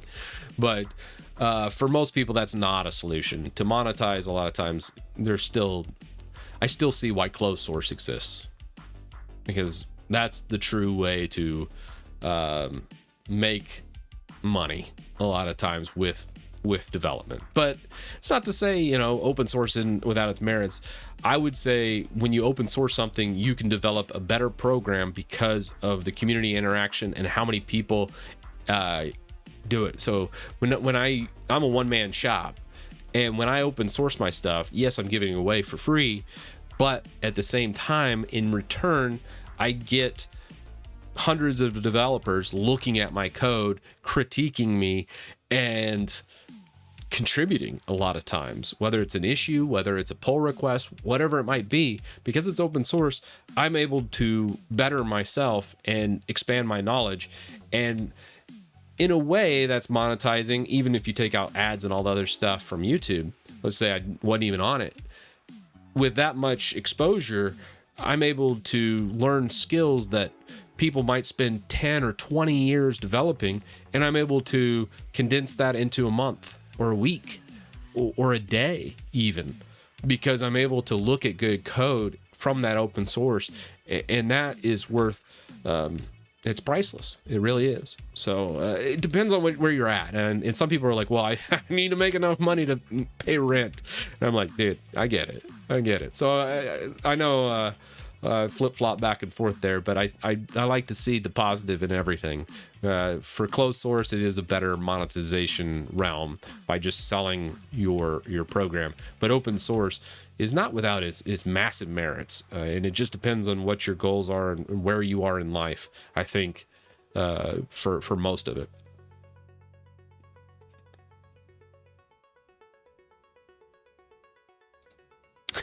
Yeah, man, me too. I hate ads, so I use YouTube Premium as well. I also use Brave Adblock. Although I don't think Brave Adblock works on YouTube videos. I think it does some, but not all. There's always YouTube Premium, though. Or uBlock Origin. Yeah, uBlock Origin, I think, is probably the best ad blocker out there.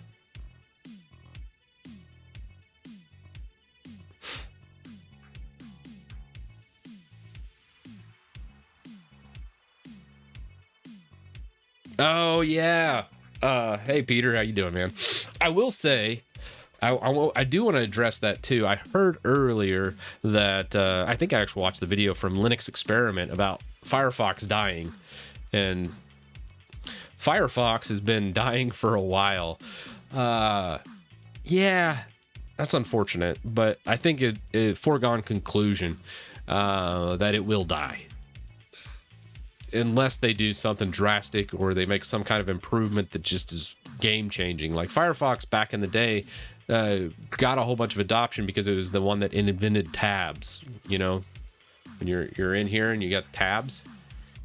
This is Firefox. This is Firefox's invention. so Firefox created tabs and some other really cool groundbreaking stuff. It's just they haven't really done anything in the past 10 years. Like it's just kind of a meh experience. There's still some Firefox love, especially in the Linux community, but to me, it's not my jam. I just don't. A lot of times, I always end up pulling up a Chromium-based browser to do a lot of my work, and I don't know how Firefox fixes that. I don't think they do. And if they just keep losing people, I think they will eventually shut down, and that sucks. But at the same time, I've been in tech long enough. When something new comes along and someone's really pushing the envelope and making things that really advance things, they get adoption. They do push forward. It's just Firefox, I don't think, is it anymore. I think they're just kind of a forgotten project or a company that is just kind of rested on its laurels to fall out to the wayside. And you know, I hope you guys use Firefox. I hope it sticks around. I hope they do something more to innovate and get some more market share so not everything's Google. But I don't think that's going to happen. I just hate to tell everybody that, but I'm a realist at the end of the day. And yeah, I'm pretty sure Firefox is going to be dead in 5 years. Thoughts on Opera GX? Worst browser ever. I'd rather you use Internet Explorer. that's what I'm gonna say there. Yeah, don't do that. But Firefox, I do hope makes it. It's unfortunate. Yeah, I'm the same way. I always end up coming back to Chromium. Damn you, Google, and your good products. But who knows, you know, if Google, here's another thing I didn't mention with that little rant. What if Google starts becoming super, super evil and like doing super controlling things? That would be a really big boon to Firefox.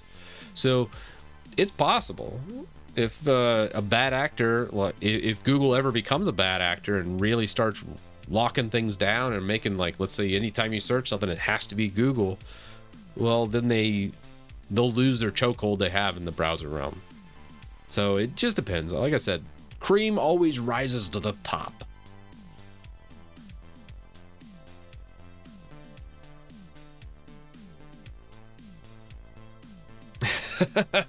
That would be terrible. No, I mean, I guess I could see that. Like, MS Edge on Windows is truly an awful experience. It's so integrated into the system, and it piggybacks on so many processes. It's awful. Ugh. Oh, no. Over my dead body. Wait a second. Yeah. Oh.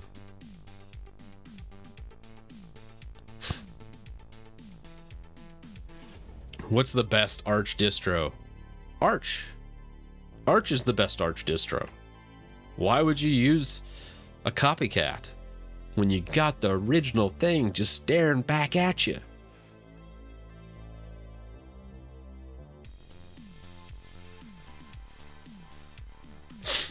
Probably ZRAM, and then a swap file and swap partition. Actually, I did some benchmarking. I think originally I was going to do a video on it, and then it just became overly technical, and I was like, not worth it. Too long, didn't watch, of swap partition versus swap file. They're essentially the same. I think at some point in time in some file system long ago, it probably mattered. Like, swap partitions was marginally better. But nowadays, I mean, I just could not see any difference between a swap partition and a swap file. They essentially perform the same, so it didn't matter. ZRAM, I think, should outperform those two, but again, I haven't benchmarked them all, so that's why.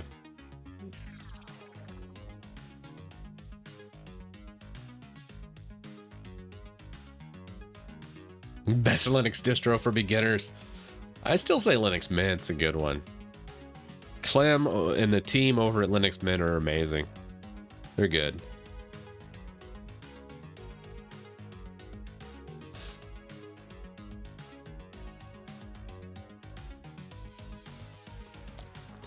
I mean, not really. When I was benchmarking it, MS Edge actually fell behind Google Chrome. So I don't know what benchmark you're alluding to, but from personal testing, Google Chrome performed the best out of any of them. I think back when Edge initially launched, it had an edge.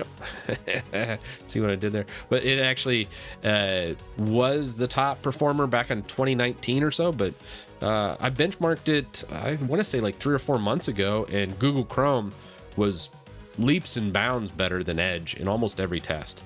So Edge was not the best on Linux, any of the ones I did.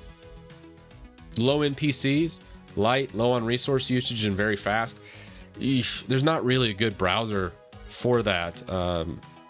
Most browsers are all based on the Chromium code base, and almost all of them are very identical in performance specs. It just boils down to what extensions you end up loading on it. Obviously, don't load practically any extensions. Get as bare bone as possible, and you're going to have a better experience. But just pick whichever browser is the best for you at the end of the day. We're splitting the hairs, really, when we talk about browsers. Best window manager. BSPWM. This is it. But I do love Awesome. DWM, some people love. I was like, I need to spend a lot more time to get familiar with this, and I just never did.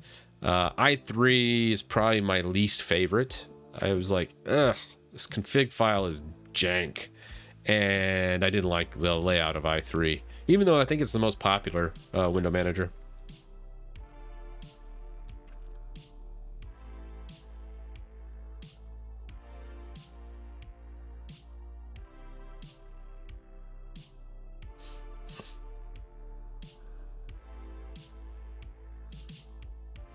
That's a good one. Who am I? The cup is neither half empty nor half full. The cup is twice as large as it needs to be to hold the water. I love it. That is a great quote. I'm stealing that. I dig it. Oh man, that is a great quote. Thank you.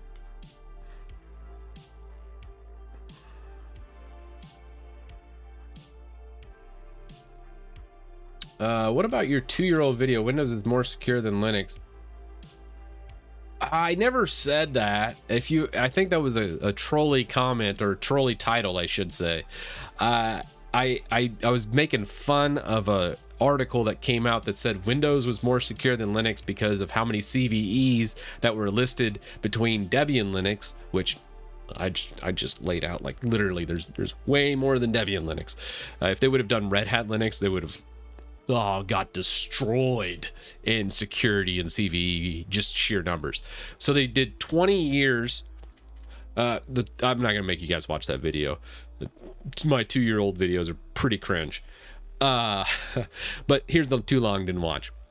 So they did a 20-year Debian one. Every single release of Debian for the last 20 years, and they came up with 3,000 CVEs or vulnerabilities, right?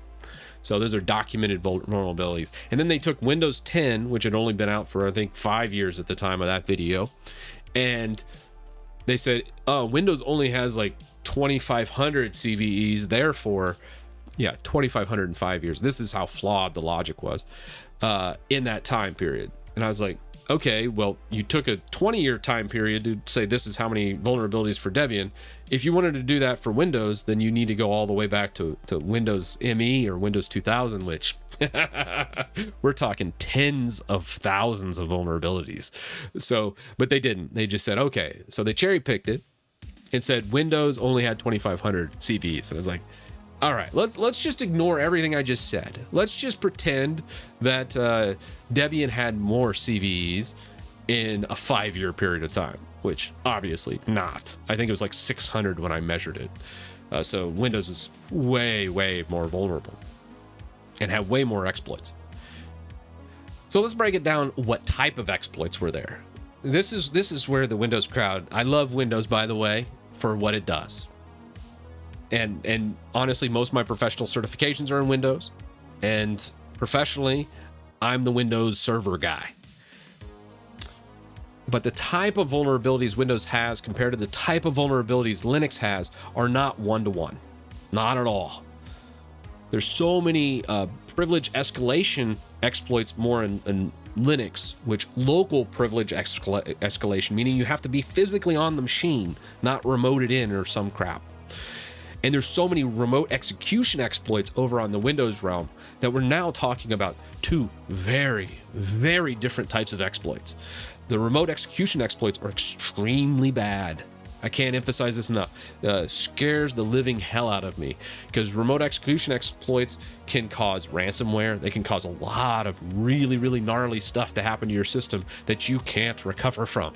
And literally the stuff of nightmares if you're sysadmin.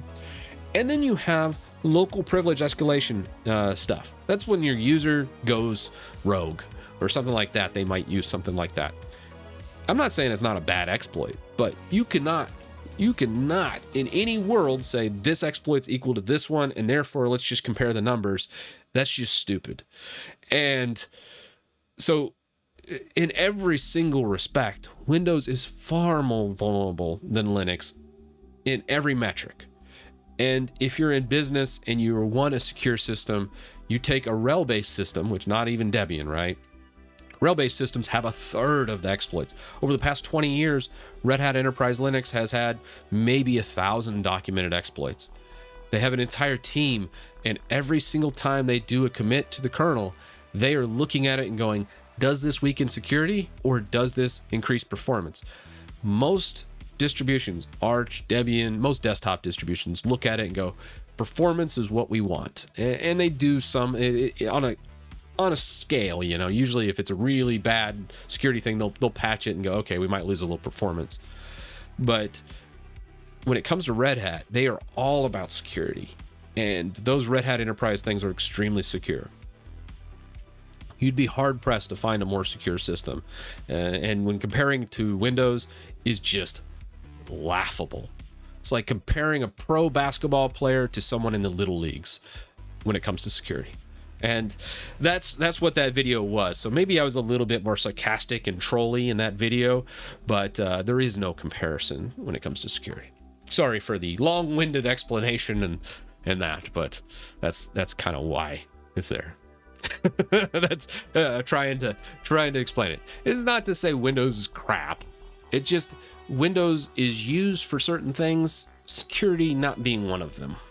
Trying to secure Windows, like, you would need a full-time IT team going over your logs and monitoring your system, and you can do that. It's not to say you can't secure it, but you do need that monitoring far more than you would need on Linux. It's just a lot larger footprint.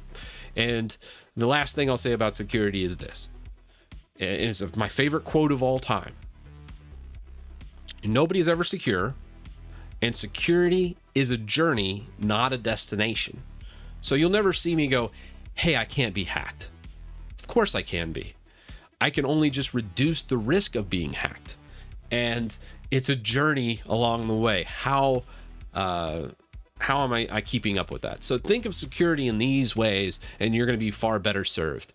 That's why you'll never see me make fun of like a hacking group. That's just dumb. Like, you're just asking to get hacked, and you will. Because if someone has enough determination and they're smart enough, they can get through and they can hack. And that's just how the world works.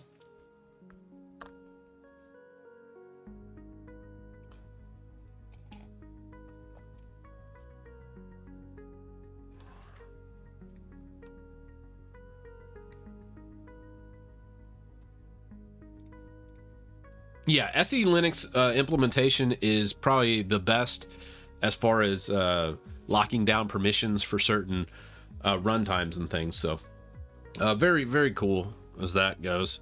Here, I'll switch to chat. It's been a little bit.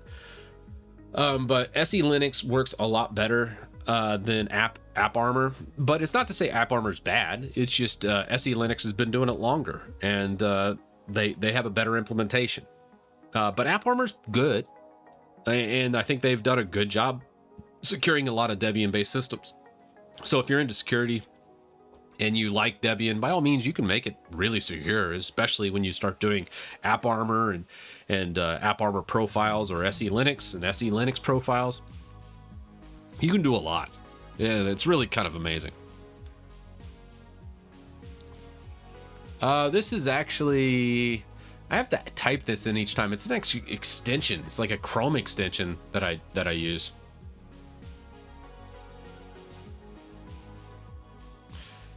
Everything's subjective. I would say it's not. I wouldn't say Fedora's better. It depends on you as a user. Some users, Debian's going to be more for them. Other users, Arch is going to be better for them. And some users like myself, I feel like Fedora is probably a good sweet spot between Arch and Linux, or Arch and Fedora. Sam. Yeah, that's the downside of being public. Sometimes, gosh, I forget what live stream it was. Someone did that. They clipped me out of context and then put it on Twitter and then tagged me. And I was like, man, people are evil sometimes. Yeah, just how it goes. Do you have a guide on how to make your own distro? No, I need to. It's something like, I think that what I showed earlier with my notes was more of that trying to do.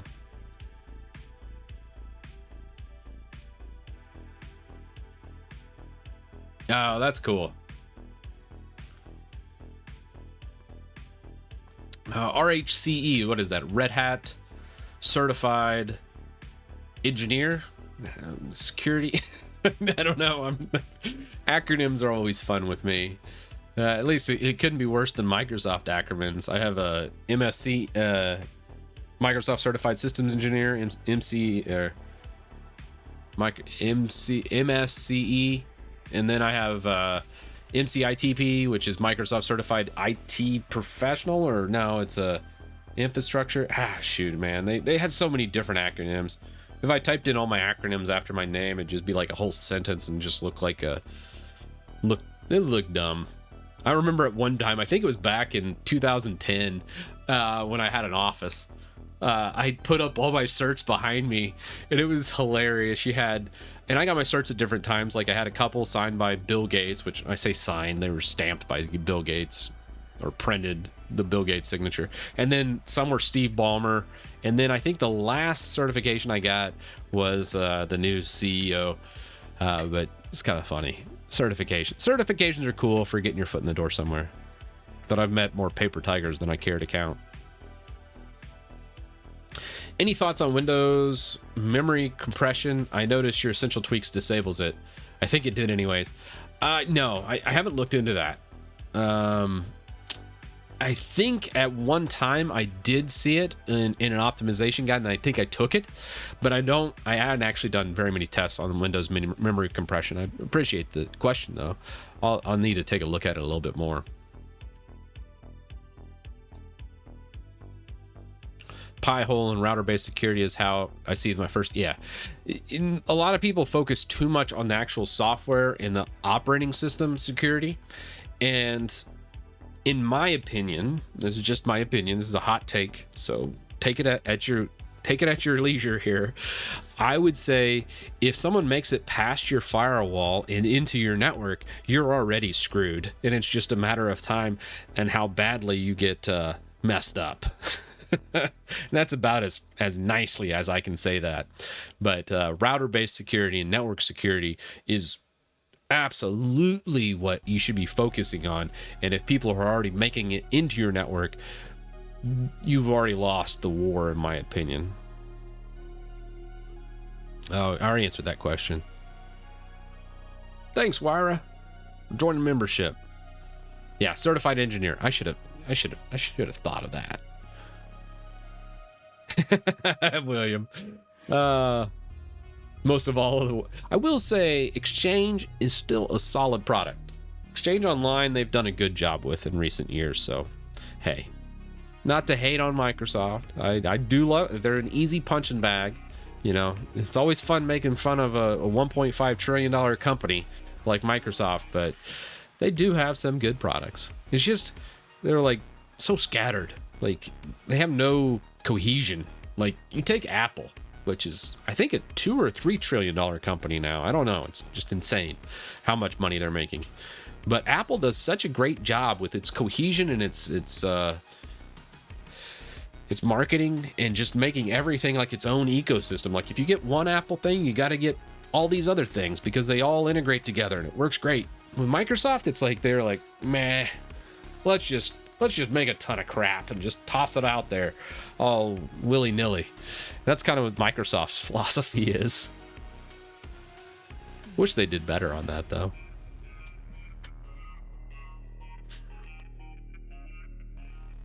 I simply installed it on top of this specific install, Nicholas. Oh, boy. Got some spam in chat.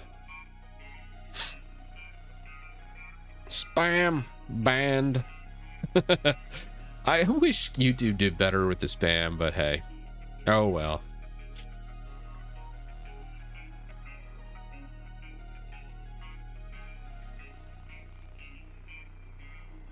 Hey Matt, things are going well, man. Hope things are going well for you as well.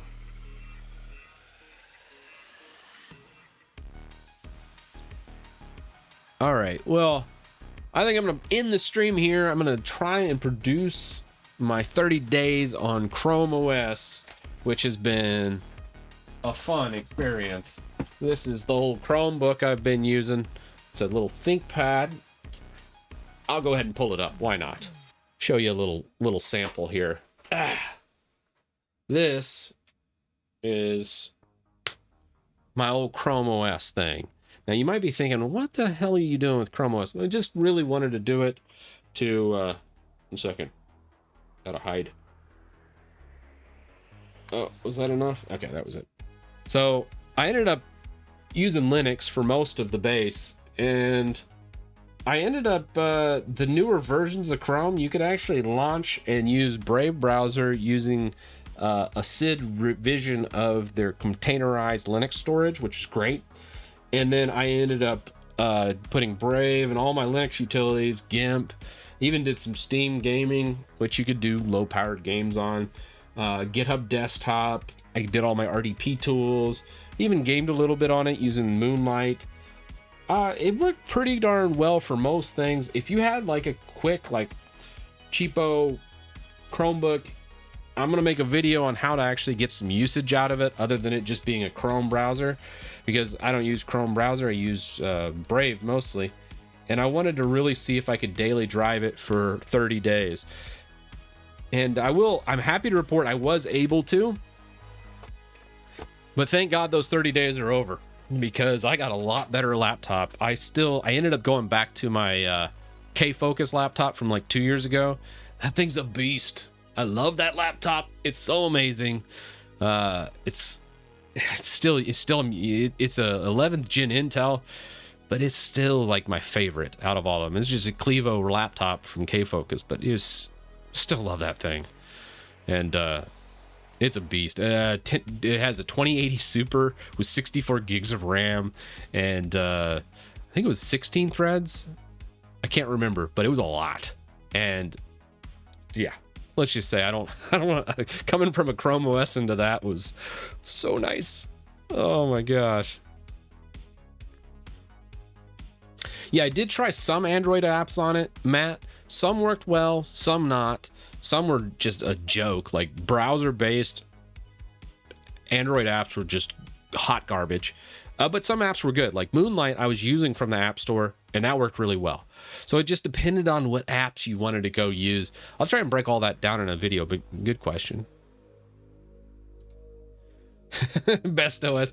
Yeah, I would say Chrome OS is really good for a basic user that just needs a browser, and it gives a very consistent experience. And I don't want to give too much away from that video, but I will say the power management was amazing.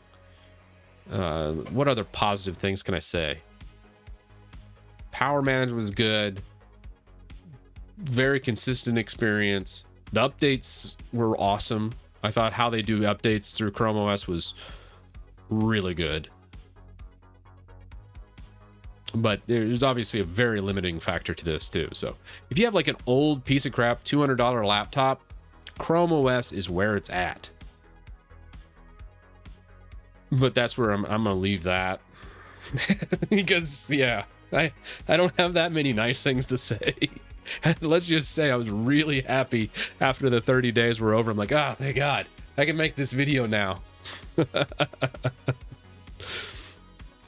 Oh, that's a bummer, HGH.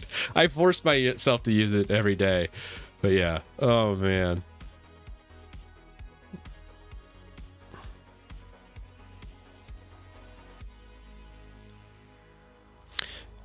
No, I'm actually ended up switching to BSPWM with my own take on a shell.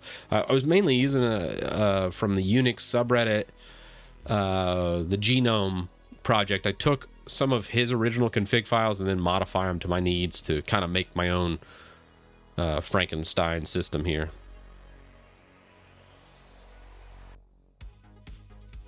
Chrome OS is based on Gentoo, at least last time I heard. So it works good. Does multiple WM also cause conflicts? No, window manager is pretty light. Sometimes you'll get conflicts when you install multiple desktop environments. Like if you have like a GNOME desktop environment and then you install Mate, man, you're going to have all kinds of conflicts because Mate was based on GNOME 2 and GNOME 3 sometimes shares some of the dependencies, so you might run into conflicts with that. I have installed GNOME and KDE at the same time and was able to flip back and forth. But yeah, I think you get into trouble when you really start installing multiple desktop environments. XFCE is pretty good and separate. LXQT is also another one that's separates pretty well. But yeah, I think you really start running into conflicts when you take GNOME and some of the variations of GNOME like Mate and combining them, you start running into some problems.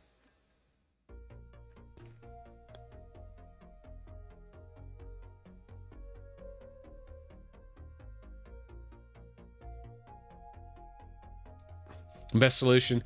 So I'm constantly going back and forth, and I love video editing on Mac with Final Cut Pro. Really, I just like Final Cut Pro, and that's a hard one for me to get past. And that's one thing I really want to integrate somehow into my Linux install. And I just don't know how I'm gonna do that reliably with maybe I can do it on this one. I might do like a quick EMU with Mac OS and see if I can't pass through like a Vega 64, because I think the MacBook or the Mac Pro uses a, you know, the $8,000 Mac. I think it uses a Vega 64, but it's all up in the air now that M1's coming out. It's only a matter of time before the Hackintosh community gets kind of shut down by those new chips. So I don't know. We'll see what happens with that. But to answer your question, as far as game streaming goes, Windows and using either an NVIDIA chip with NVIDIA game streaming and using Moonlight on your Linux system works great. I've used that in the past. I still use it pretty much every week. And then another good one would be if you have like a AMD card and you don't have NVIDIA on your Windows system, you could use Sunshine as the host and then use Moonlight on your Linux install as the client. So good question though.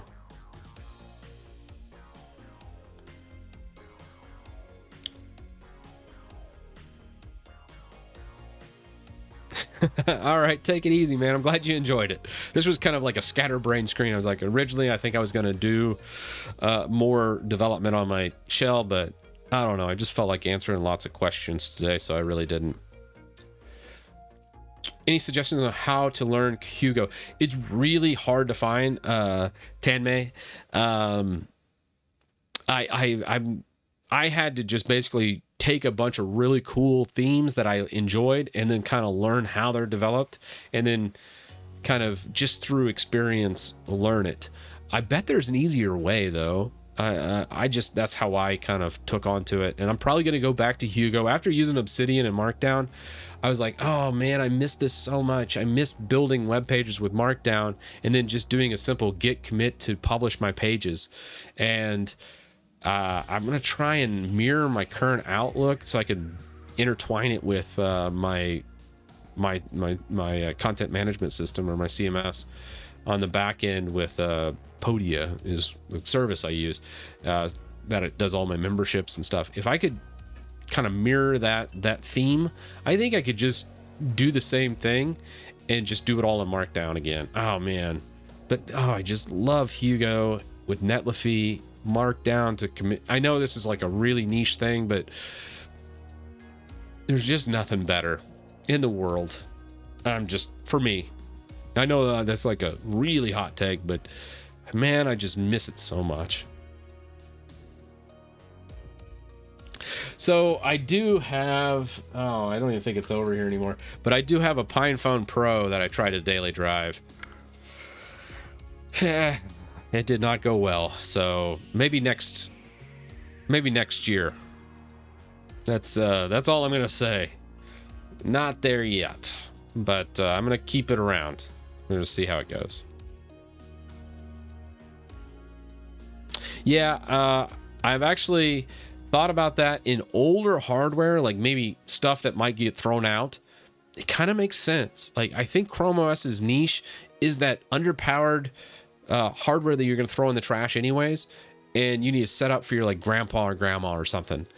Chrome OS is fantastic for the real basic user, and I think it's great for that. And if you have to use Chrome OS, you can use it as an advanced user. Obviously, I've been doing it for 30 days.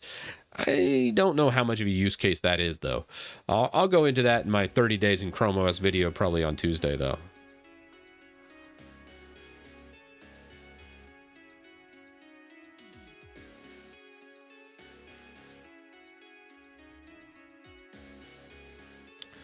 Yeah, Don, Obsidian.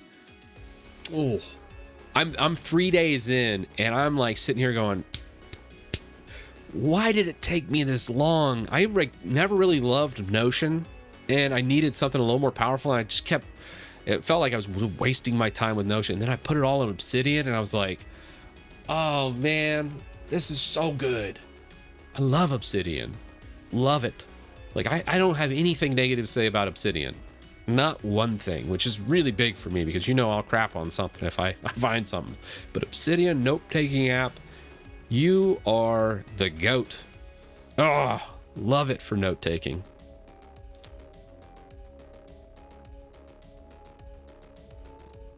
Yeah, I've read a lot of the Linux guides and manuals, and there's a lot of them. I never found one that really jived with my style of learning, so I never really got a whole bunch of usage out of it.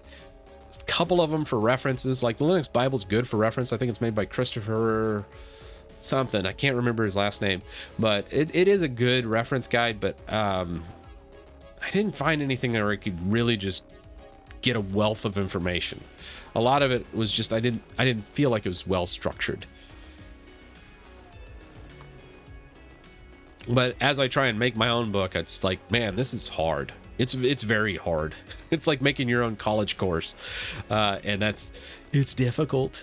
It is very difficult. Don't let anybody tell you otherwise. There's just so much to learn, and how to teach someone and how people learn. It fascinates me, and it's something that I'm not a very good teacher, I don't think. It's something that I'm always trying to better myself with.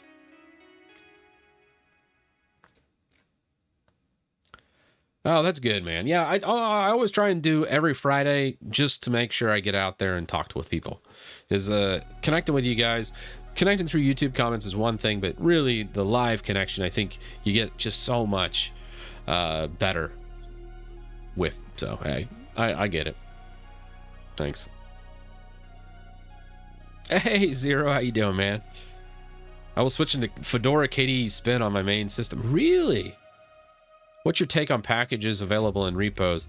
They're mostly no, they're not nearly as outdated as Debian. So a good example of this here, I can show you, man. It's let's go here. This is a good question. So DNF install Rofi. So Rofi is a package I was using for this window manager, and you'll see it's on 1.73, and your Zero Linux is based on Arch, so you could see that Arch right now I think's the same version. It might be maybe a little bit ahead, but not very much. Debian, by contrast, is like 20 revisions behind. I think their Rofi's like 1.5. I mean, it's like a really old version of Rofi. But Fedora, I don't know if it's RPM Fusion, which I use in culmination with RHEL and EPEL release. That is, I enable all those things, and I find between those three things, the EPEL, the RPM Fusion, and then just the base repos, man, I haven't found anything where I'm like, oh, I'm missing this. Almost all of it is just so darn good and so close to Arch. Not quite Arch though. Arch still the bleeding edge. It still is a little more up to date, I think, but Fedora is very, very close. Shockingly close. Great question. Absolutely, I will do a video on Obsidian after I learn it more, because right now I'm just sitting here markdowning stuff and I'm like, this is amazing. This markdown works so well. And I love the theming and the simplicity of it. It's so clean. But yes, I'll do a video on it for sure.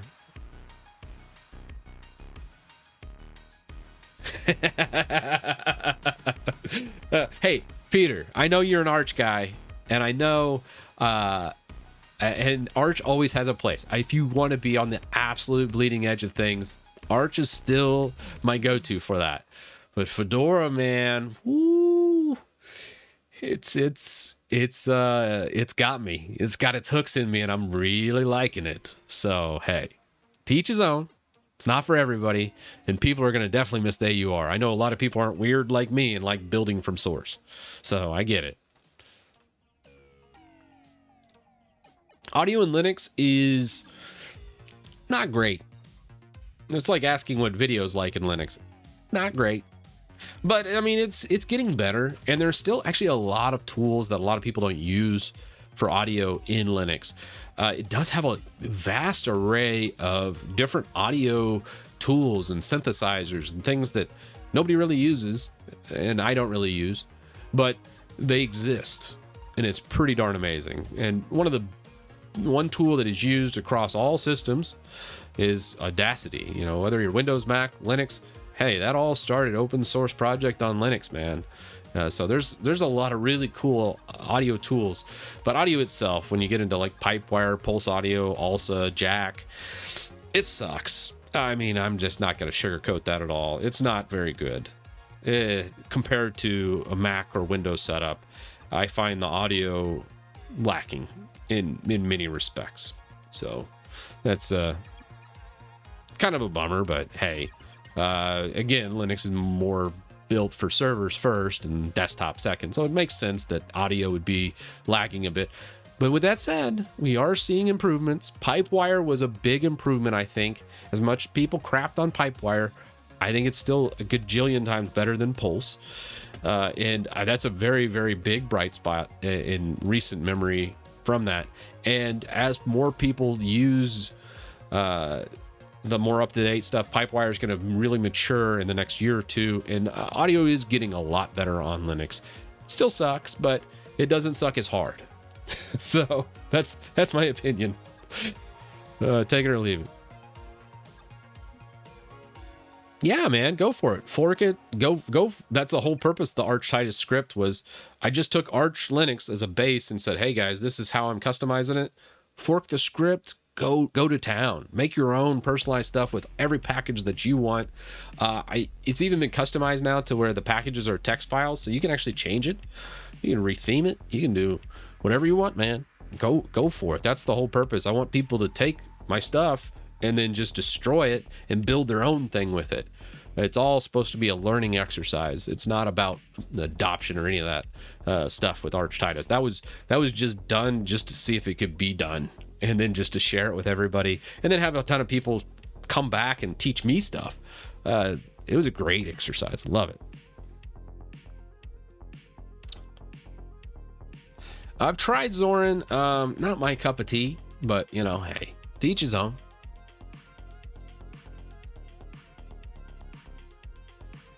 Yeah, you should. I think you should learn Linux. I think it's an amazing operating system. I think everyone should at least try it. And you don't have to daily drive it. You could just dual boot or just use it on a flash drive. I mean, you don't have to install it on your system. Or really the thing I think most people should be doing more is using like Raspberry Pis and their own spins of Linux. I need to get back into Titus Pi on that, which that reminds me. Let me put that in my update Titus Pi, because Titus Pi still use an awesome window manager and a material theme way back in the day. I think it's like 2 years out of date now, or maybe now it's like a year out of date, but I want to revamp it with my current setup and do it in all in Raspberry Pi. Because this would be such a powerful thing, because I'm able to do a very minimal version of my desktop environment. It would run a lot faster than that crap that Raspberry Pi puts on their system. I think they use like this really ugly version of like XFCE. It's terribly themed, terribly optimized, and it's clunky. And I was like, man, I could do such a better job. So on my to-do list, I got a lot. Got a lot in there, but I'm gonna circle back around to that. Raspberry Pi for learning Linux is great though. Atari and Amiga, so good, such memories.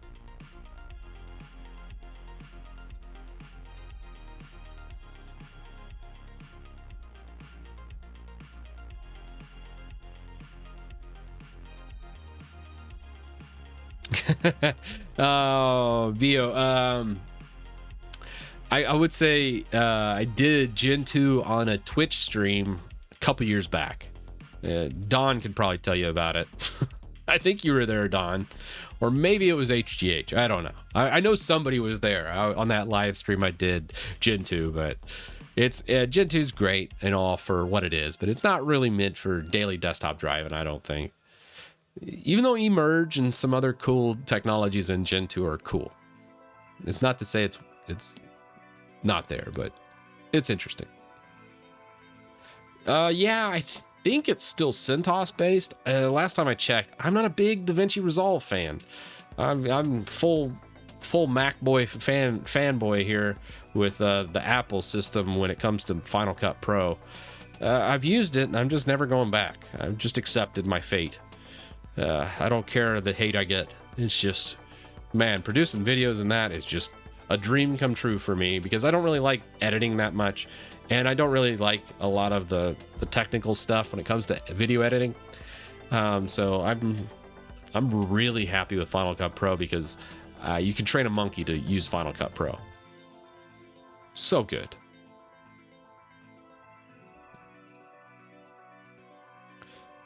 You know, I haven't used Silver Blue enough to have that opinion. So, hey.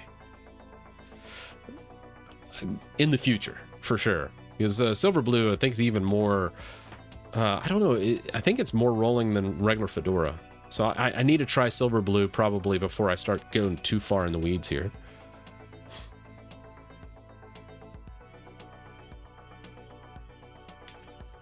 Yeah, you should be able to do GPU video acceleration. Never gotten it to work. I don't know what you're using for a browser, but most times you can get GPU acceleration working just fine. Most Chromium-based browsers I've tried, and I think Firefox I've never had a problem either. The only thing I think I've had issues with YouTube with was Raspberry Pis, actually. They have awful video acceleration. As I just said, use Raspberry Pis to learn Linux, but not to watch YouTube and videos. Just awful. I do have a Jetson Nano over there. I need to go from there. Hey, Ukraine's in the house.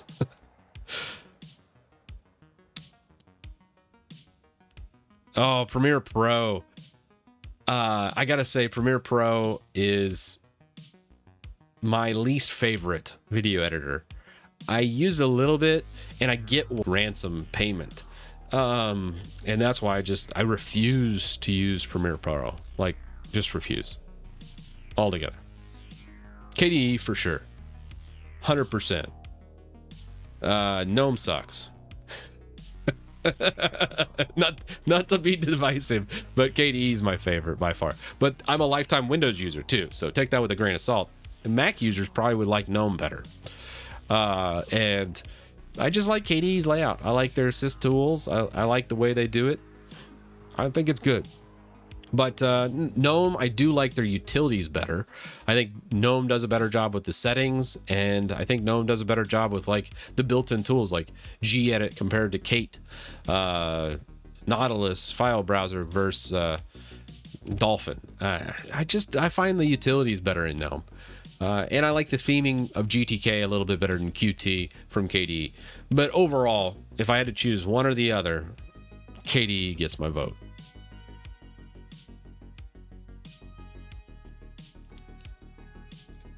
My man. All right. Just edit your videos in terminal like a true Windows manager. Yes. So true. I edited over 500 videos using Kdenlive, which was good. It's fine. All right, guys. Well, I'm going to shut it down for the day. Thanks for all the questions. I love doing these Friday streams. Hope you all have a fantastic weekend. I'm going to get jamming on some more videos here. I'm back to 3 a week. It is definitely, as I do it more and more, this is the 3rd week of 3 videos a week. It's been going well. I've really feel like I'm hitting my stride. This was a terrible week, but man, I'm through it. You know, getting almost through it. You know, and I'm feeling so good with how this is going. I'm just gonna keep going on it and getting in that routine. I think everybody on YouTube goes through these, you know, yin and yang kind of like, hey, this is going well, this is going bad. But man, getting back into 3 a week is really revitalized me after I got over the hump. It's like trying to work out again after, you know, sitting on the couch and eating potato chips for a year.